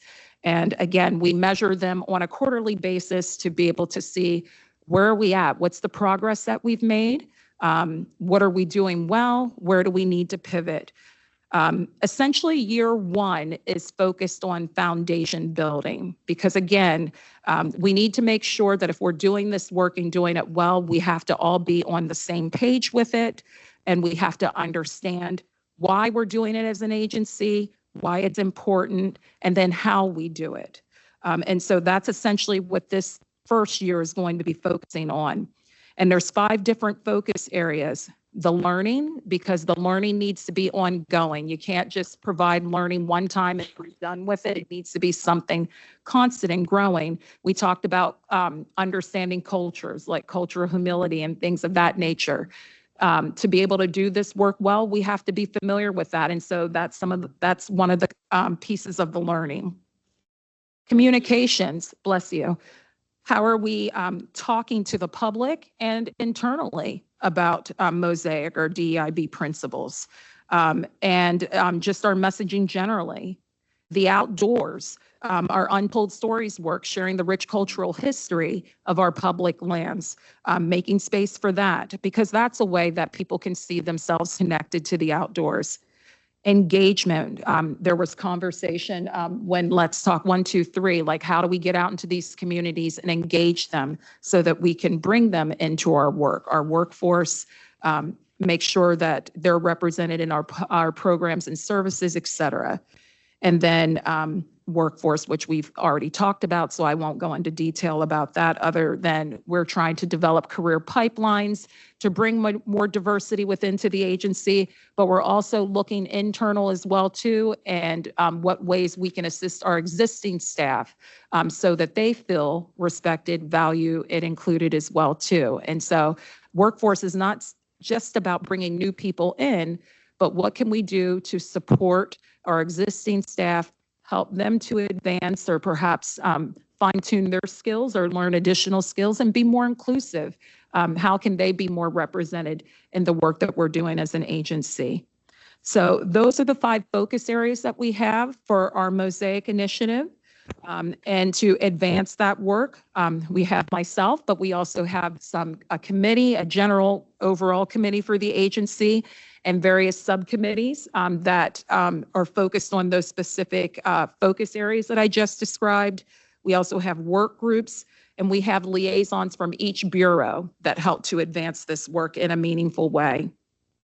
One of the things that's going to be happening here shortly is we felt that it was important for our staff to, again, see themselves in the Mosaic work. So we've developed a Mosaic video to be able to help staff see themselves. And it's not me talking to them, it's all of them. Like, people have been so passionate about this work now that they see their connection to it, that they volunteered to be in this video. So it's representative of all of our bureaus. And it's something that we're really proud of. We're in the final stages of it right now. Hopefully it'll be completed by Thanksgiving. But we recognize that there's more use for it, not simply just in-house for staff, and we can use it for onboarding, but we can also use it for workforce development, presentations, and just being able to show DCNR's commitment to Mosaic. So we'll be excited to share that with all of you once it becomes available. We also have our talking points, like how do we talk about Mosaic internally and externally that we're working on. some resources that we've created to support our staff development and being able to advance these principles. Some of these resources, some of you may be interested in, like when we talk about like understanding culture, we've got an inclusive language guide that just got finalized. And so perhaps those are some resources that we can share with you as well too. And then we're also working on creating Mosaic-related events. One of the things that we're doing right now is DCNR does first day hikes. I'm not certain if some of you have been on them, but what can we do to incorporate some inclusive outdoor groups in those first day hikes? We want to be intentional about doing that. So the last thing that I wanted to touch on is to just share with you some of the accomplishments or the impacts of our Mosaic initiative to date. So what I have identified here, the list is non-exhaustive. Like there's a lot more going on in the agency. I just kind of wanted to highlight some things. And I won't go through the entire list. I'll just point out some things that we're really proud of. So again, I shared that there's increased staff engagement. The more that people are hearing about Mosaic and what it truly means for our agency and what DEIB is, people are buying into it and supporting it and running with it, which we're really proud of that.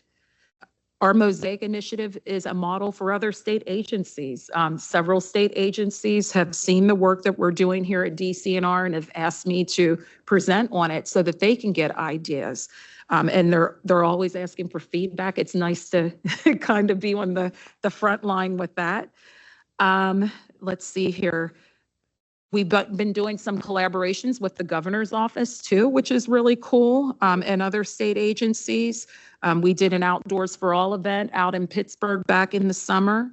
And then also too, we've got the Commonwealth's DEIB office is called WPA, but they have me involved in a lot of their work as well too, to help sort of frame like what we're doing as the Commonwealth. So it's really nice that DCNR is having an opportunity to shape that. Let's see here. Also, I wanted to just point out some of the Mosaic-inspired bureau level initiatives. So like I said, our bureaus have their own goals and metrics, but again, they've kind of embraced this and they're taking it and running with it. And so just to kind of go over that a little bit, administration, our Bureau of Administration, Administrative Services, excuse me, are seeking more ways to engage diverse businesses. We're really great with engaging small businesses, but doing that little tweak, like what can we do to be more intentional about more diverse businesses? Our Bureau of Forestry, something that we're really proud of is that they've taken the opportunity to re-examine names within the state forest districts and renaming them, the offensive names, like examining that and seeing if there are opportunities to be able to do that. You've heard about their urban forestry efforts and their inclusive outdoor engagements. They're doing work with veterans, like giving them opportunities out in the outdoors, which is really great as well. You heard the secretary mention about the colorblind viewfinders out at the state parks, and that's the work that's centered around improving accessibility. And that's something that Governor Shapiro has really embraced. And it's great that we're kind of right smack dab in the center of that. So with our state parks, they're sort of on the front lines of this work. Cook Forest State Park, they developed sensory trails, a sensory trail for folks that have vision impairments, which is pretty great. And the Spanish Recreation Guide, it's always been in English, but now it's translated into Spanish to reach more people.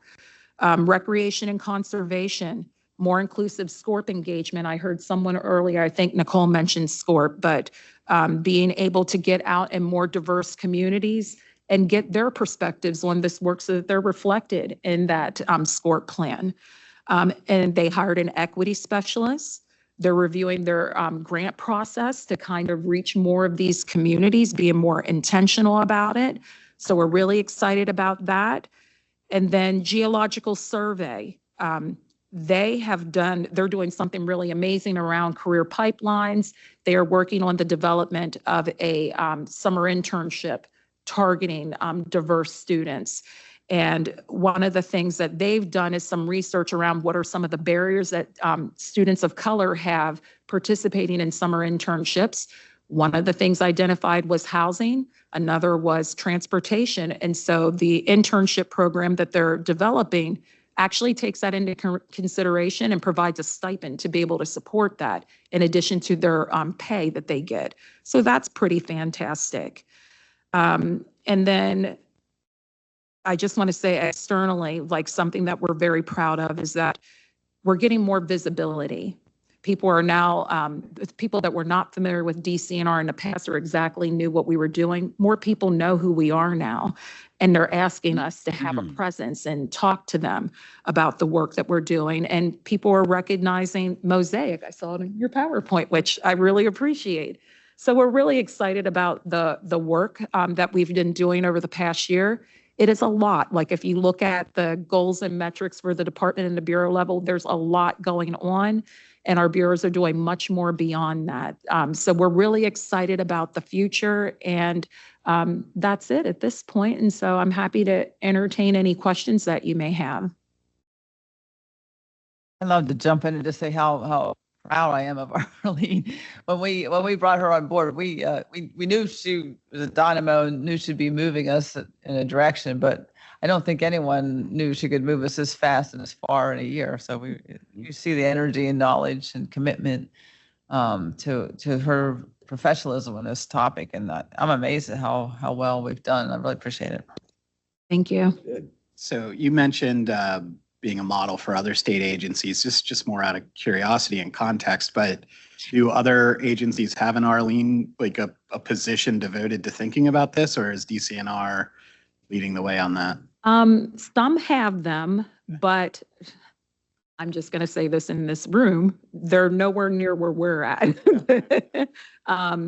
They don't know where to begin. And so it's been really great to be able to participate in the WPA. Like they have meetings each month, and to be able to connect with other state agencies and provide my counterparts with assistance and guidance. But a lot have no idea where to begin, and we kind of just hit the ground running. But I think the challenge is that when people think about this work, they think you can just start it. Like you don't have to figure anything out. You don't have to develop a strategy. And people are recognizing that, yes, that's important. And it does take time. And like I said, you will find that there are some things that you establish, like in your action steps, that you're doing well, and then you'll realize like this isn't working, like we've got to pivot with this. But yeah, so it's really nice for them to be able to hear about what we're doing and want to do something similar. And then also just the Commonwealth, the WPA office, like asking for guidance on doing things because, well, DCNR does it this way. So. And not to brag, but we were the first agency to have someone dedicated to DEI. So. Okay. I'll explain why I think our obligation is such that we need to. I mean, number one, the Environmental Rights Amendment, all Pennsylvanians have the right to clean air, pure water, and access to the natural and aesthetic environment, including generations yet to come. So that gets us in the climate work. And number two, we're the largest landowner, and we have a grants program that's available and supposed to reach all the communities. So, by mission, I think we should be in a leadership position as we have the ability to touch all lives, and we had this delta of actually where we were on that. So it's something I felt that we needed to be in a leadership position on. Yeah. Thanks, Arlene. You're welcome. Yeah. And I guess we'll turn it over to Allie. Allie, you're all that stands between this group of hungry conservationists and so still give your hour-long presentation, of course, but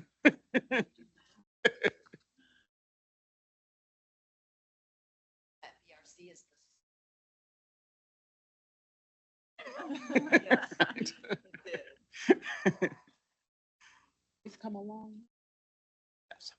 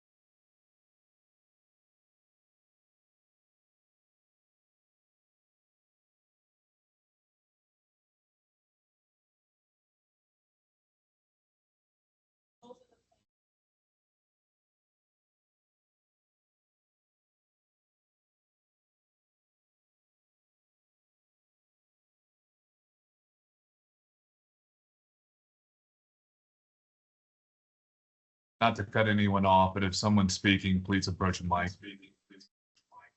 Oh.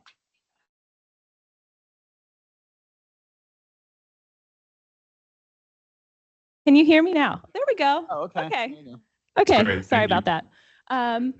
Yeah, so I'll start the slide from the beginning. So the Pennsylvania Department of Environmental Protection has an Office of Environmental Justice. So we look to them to lead in this space, and they defined environmental justice with the definition shown on this slide.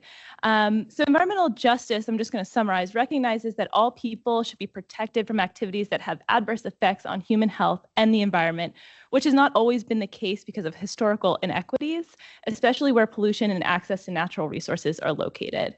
So environmental justice arose from the recognition that marginalized communities, often low income and minority communities, frequently bear a greater burden of environmental pollution and hazards compared to more affluent and predominantly white communities. So factors such as historical patterns of segregation, zoning laws, industrial siting decisions, and unequal access to political power contributes to these disparities. So the image of the entire state of Pennsylvania on the screen is DEP's Penn Enviro Screen tool, which is a mapping tool that identifies communities facing environmental justice issues, referred to as environmental justice areas. So the tool uses more than 30 environmental health and socioeconomic indicators.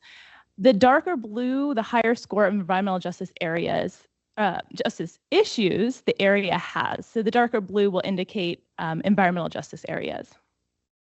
So the goal of environmental justice principles are to provide an environment where all people enjoy the same degree of protection from environmental and health hazards and equal access to the decision-making process to maintain a healthy environment in which to live, learn, and work. Next slide.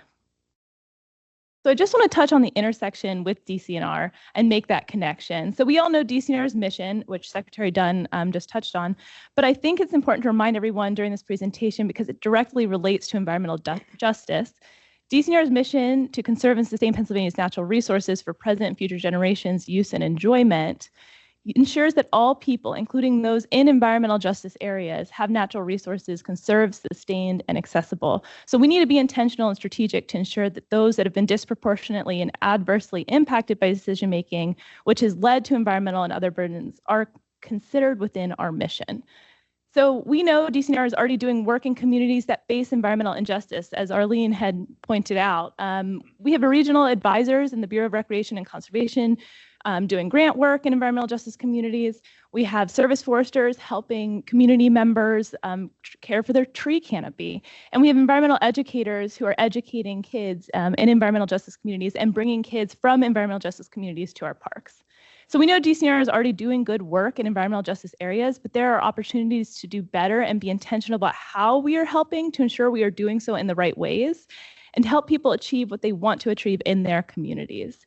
That is why it's important to create this plan and to ensure we are thinking about this strategically in our work. So next slide. So in order to create this plan, we first created a work group that had representation from each bureau within the department. This was important because we wanted to ensure each bureau had the voice and could provide input into identifying opportunities and challenges. So it's a more holistic look at this issue. The second step was to collect and analyze the work DCNR is already doing in environmental justice, then identifying opportunities for improvement or additional opportunities to enhance the department's work. And then we're starting to kind of get into the engagement phase. This is our first foray into that, but we plan to do that more in the future. And I'll touch on this in a future slide too. Okay, next slide.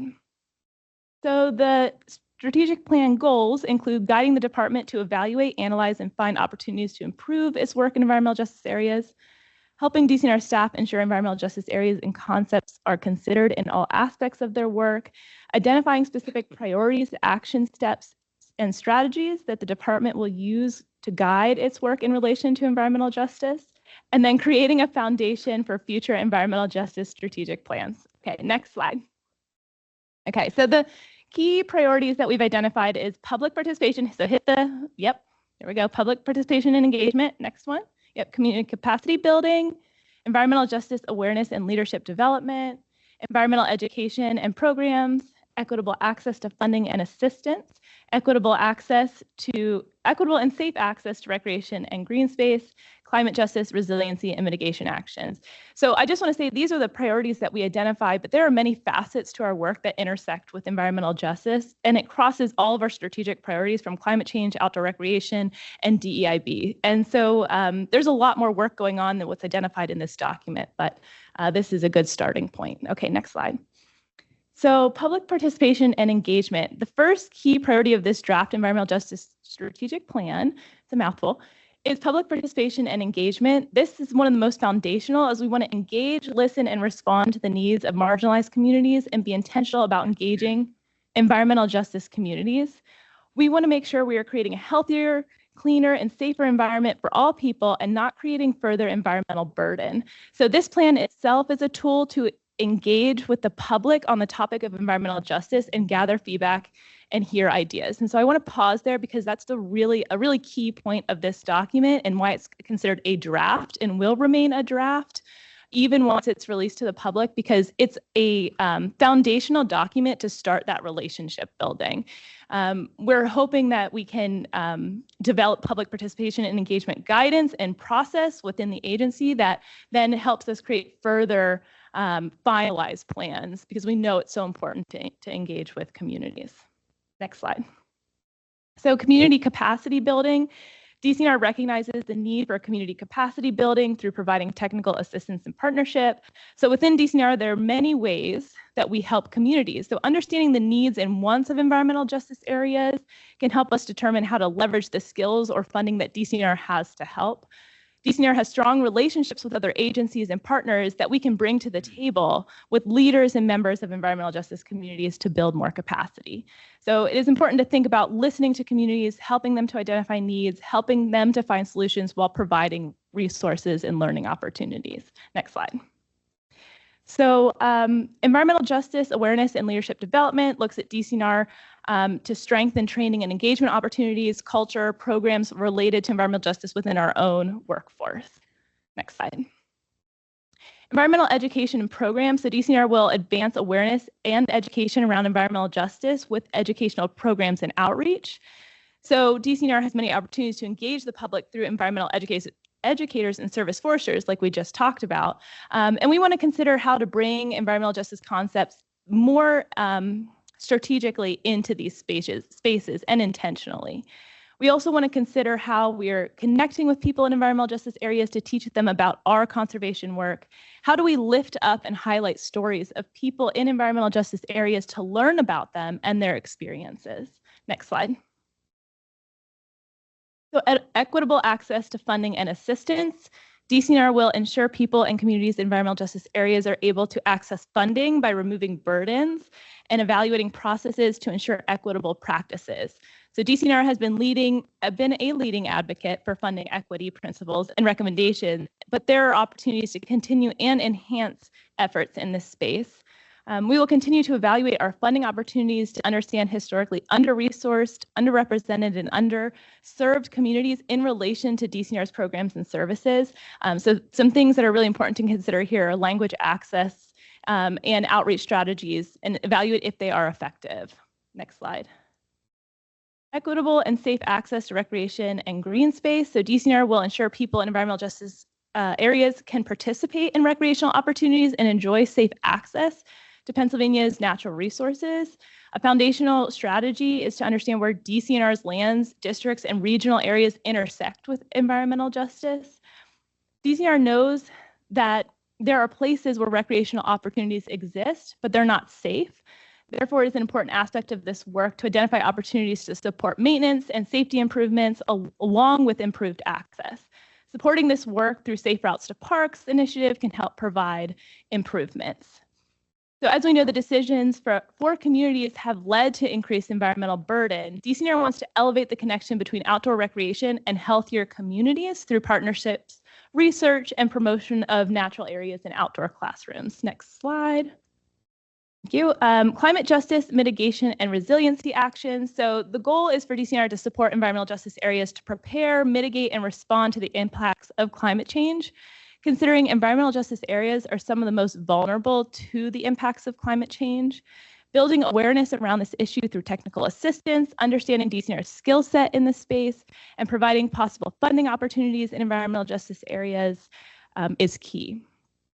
As previously mentioned, DCNR's work in urban tree canopy can help environmental justice communities in many ways, including climate resiliency, while mitigating climate change on a larger scale through carbon sequestration. We know environmental justice communities are going to face heat island effect, and so we can really be an asset to mitigate those issues.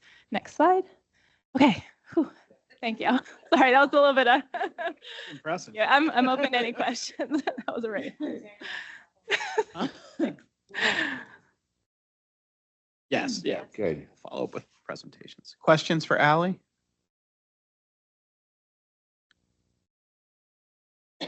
So just a couple thoughts, and that are kind of questions just to make sure you're thinking of them.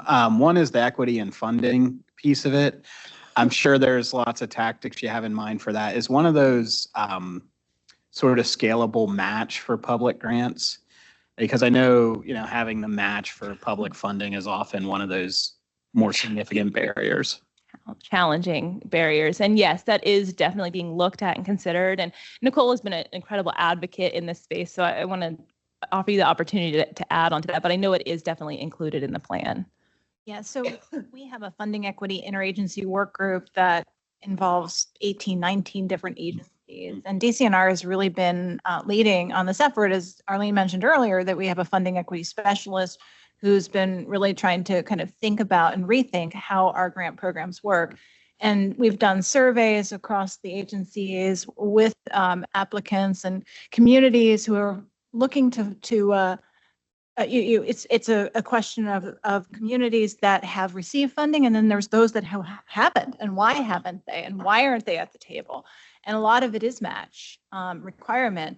The challenge is that these are legislatively established. And so in order to change those match requirements, we have some flexibility in some of our programs. And in some cases, we can use different funding sources together to support under-resourced, underserved communities. But it is a challenge, and in some cases does require some legislative action.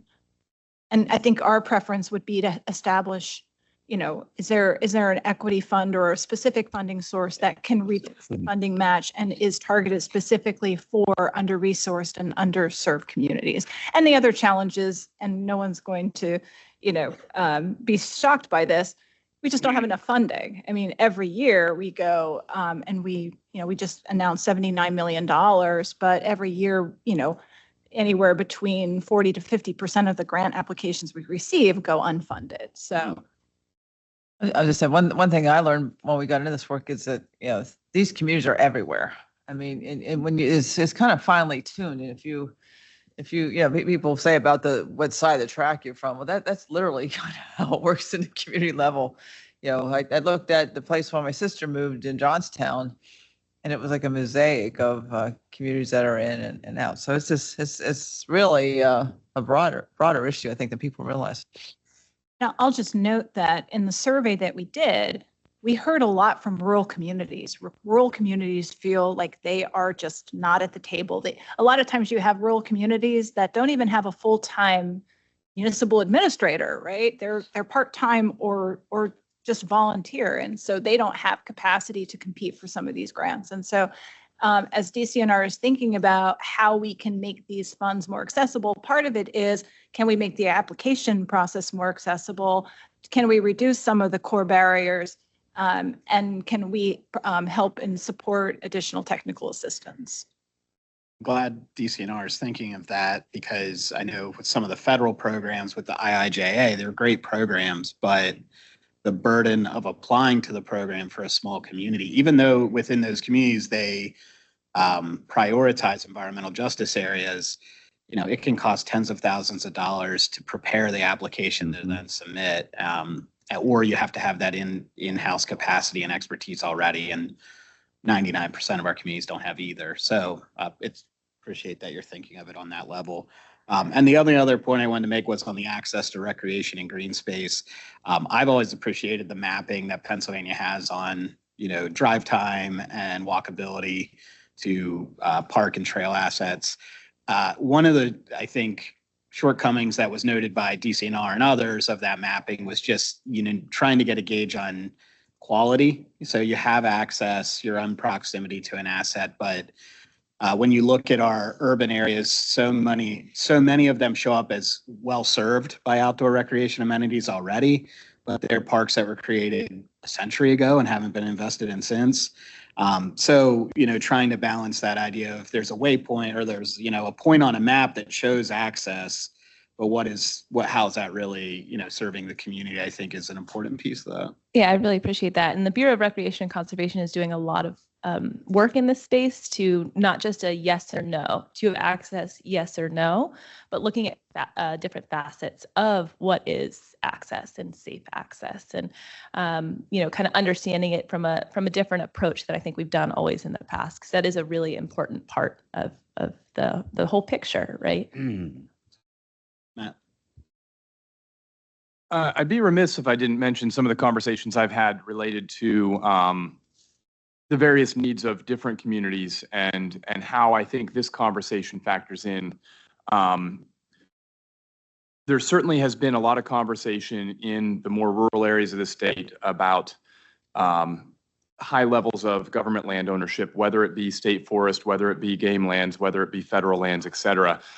And I think as we start talking about environmental justice, DEIB initiatives, et cetera, I think that also I think can help illuminate the conversation about where investments should be made and what they should look like.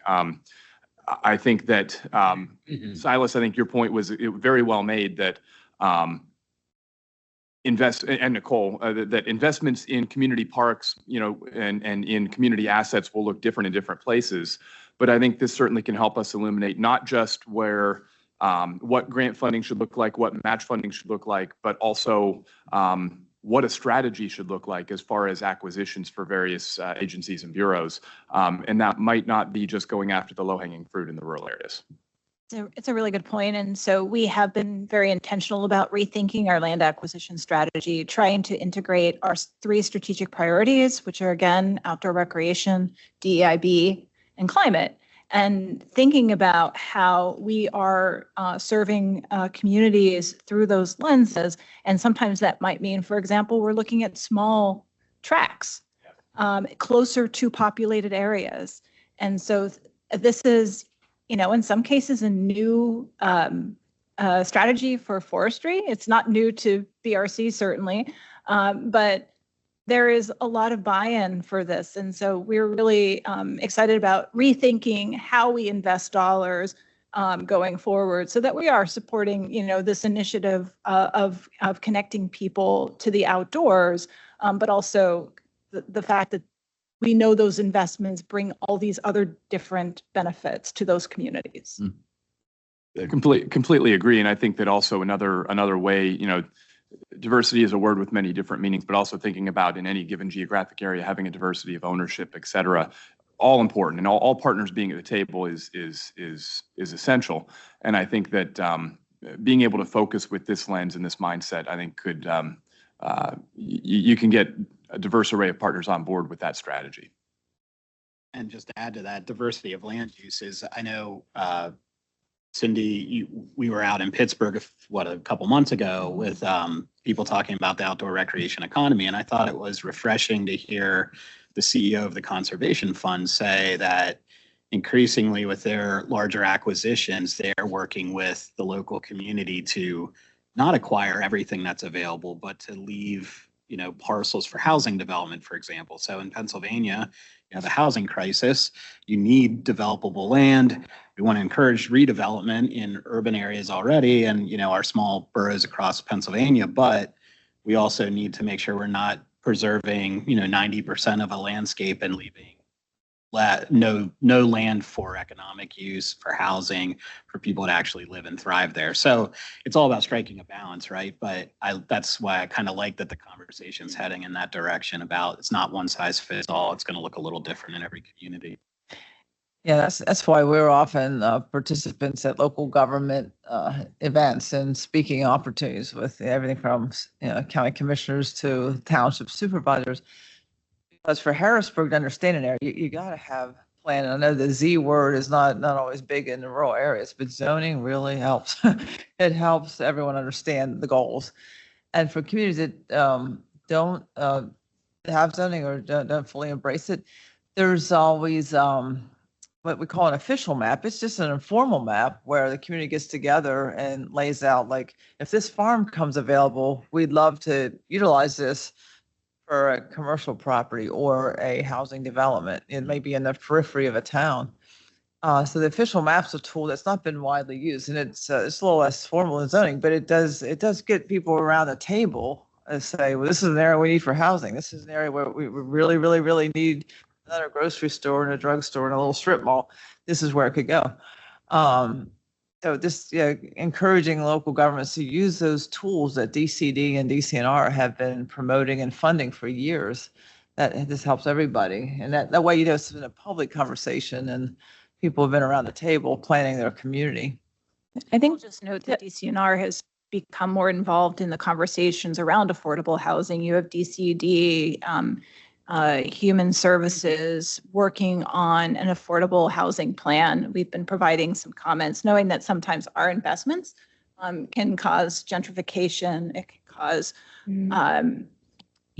displacement, and also that we see areas, particularly in rural communities, where outdoor recreation is contributing significantly to the economy, which means you have housing stock challenges where workers and residents are having a hard time finding affordable places to live. And so I think that having an all-inclusive conversation when it comes to these big topics is really important. I think this administration welcomes that, and so DCNR is at the table. Well, and that's what I was going to kind of mention was that we are really talking about non-traditional conservation issues because they are conservation issues. Maybe it hasn't always been thought of that way, like access to childcare. But, it's really vital if we want to continue forward in the conservation landscape and we want diversity and to bring people in, we have to get the table to talk about some of these issues that are the reasons people can't prioritize conservation, climate change, recreation. We need to solve some of those problems, which maybe is not traditionally in our wheelhouse and maybe we're not experts in, but we can help have those conversations, facilitate those conversations.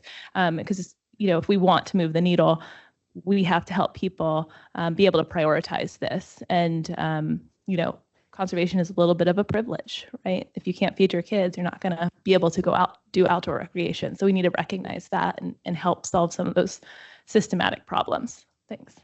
Yeah, can I just ask a question? It's to your point, Secretary Dunn. Do you know if, and maybe somebody could answer it, if you have a township that definitely needs some help with zoning conversations, is there DCNR staff that's available to do that? Yeah, our regional staff can connect people because our regional staff are known by a lot of these communities to the new local government services at DCED. They're rebuilding the staff there. This past budget, Governor Shapiro gave them a lot of funding to rebuild that local government entity and the DCD, and that's directly their job, and they'll directly help. But our regional advisors in the grants program, who many of you know well, can. Yeah, I was thinking about the relationship between conservation and zoning. I was on a call with Jonathan Brett. He's very helpful from DCED. So, but if he's the person, hey, he's easy to find. He's responsive. I can go back to him. I was more looking at it through the lens of how to make that connection in rural communities because, if you're paying attention, like our demographic is changing and urban areas some of those individuals are moving outward. I see it in my community, and I'm 20 minutes south of the city of Lancaster. So I was just curious if there is someone with the skill set to tie the zoning and the conservation together. Yeah, we fund a lot of open space and greenway plans, which we love then when like say it gets woven into the county or multi-county plan and it gets accepted and baked into the township and community plan. So yeah, our grants people, like Lori would be a great point of contact, as you know, it would have all the right connections. We've also funded a lot of guidance documents. Official map. We developed an official map document. We have a number of kind of conservation planning tools that are available out there. So, because land use is the core piece of this, and you have municipalities who may not necessarily be thinking about it because they don't currently have the development pressures, and so you see a lot of southeastern communities have been dealing with this for decades, and so it's I think there is a real opportunity for us to expand that education and guidance. So. I just wanted to add two things. There's the Pennsylvania Planning Association, so that's a resource for local municipalities, and I know they have northeast sections and southeast sections, and so that's a area of expertise for local municipalities and zoning. And We Can Serve also has a lot of model ordinances, and they have that conservation connection as well. Good point. In communities that are considering climate action and planning for climate change, I think it really might be a good initial conversation too, because as we look at rural communities and the expansion into them, how, is flooding going to be an issue? I mean, we look at Hurricane Helene and the impacts it had on rural communities. I think that's a real, thing to look at and look at Pennsylvania and learn from it. So, in that context, if communities are doing climate action planning, it might be already an easier lift to be considering some of these things. All right. Well, thanks so much to our presenters today. It obviously sparked some good conversation. Just wanted to give the breaking news on outdoor recreation economy. Grew nationally from 1.1 trillion to 1.2 trillion, which at first I said, that doesn't sound like a lot. It's what, $100 billion increase, so not bad for a sector. PA remains the 8th largest outdoor recreation economy in the nation. One of my staffers just sent me an email that says, so we always compare ourselves to Ohio, right? And the governor always wants to beat out Ohio. We have a larger private sector than Ohio in the outdoor recreation economy. If you pull out their government spending, we're actually a larger economy than theirs. So we have found a way to manage the size of government and grow our economy at the same time. For better or worse, Pennsylvania is, I believe, 17th, if he's correct, for government spending on outdoor rec. Ohio is like 7th. So we invest in our outdoors, but we grow it exponentially larger than some other states, although we want to increase that. Yeah. So anyway, some good news there. Yeah. I'm sure we don't want to steal too much of Nathan's thunder. He'll put together some outreach, I'm sure. I love seeing the government spending in private. It's great to see the private sector growth, but it does give me a talking point when talking to the legislature. Yeah, we just put out $79 million worth of grant funding, but you know what? It's not by any means the largest investment in recreation out there, and we have a large infrastructure need too. The return on investment is pretty darn good. Yeah, right. That's excellent. That's the money you put out, and then there's what they're matching it with. Right. Yeah. It's double that, more than double. Often some of the grant funds are 5 times. So. All right. So we'll now entertain our second public comment period. Did we receive anything in the chat? No, we have not. And nobody's left in the room. So Jerry, a parting thought? Picking up on that last conversation, does DCNR do a proactive outreach to the chambers of commerce? You know, I've been thinking we could do better on that. I've missed some of the events that have come up because of conflicts. I'm on the road doing something else. We could do better with that. I know Nathan has interacted with them proactively, but I think there's room for growth there. Yeah. Okay, so we're about to adjourn the public meeting. We will have a working session afterwards. I think we have a couple members that need to leave at 1, so we'll probably grab lunches, take a 10 to 15-minute break, and then at least 2 topics we want to cover. One is a couple proposals for field trips for 2025 and get your thoughts on what's the best fit for us. And then the other one is look at some proposals from Meredith on Conrac conversations for 2025 and get your input on those. So just a couple things, if you can stick around till 1, and we'll try to get those done. All right. Thanks, everybody.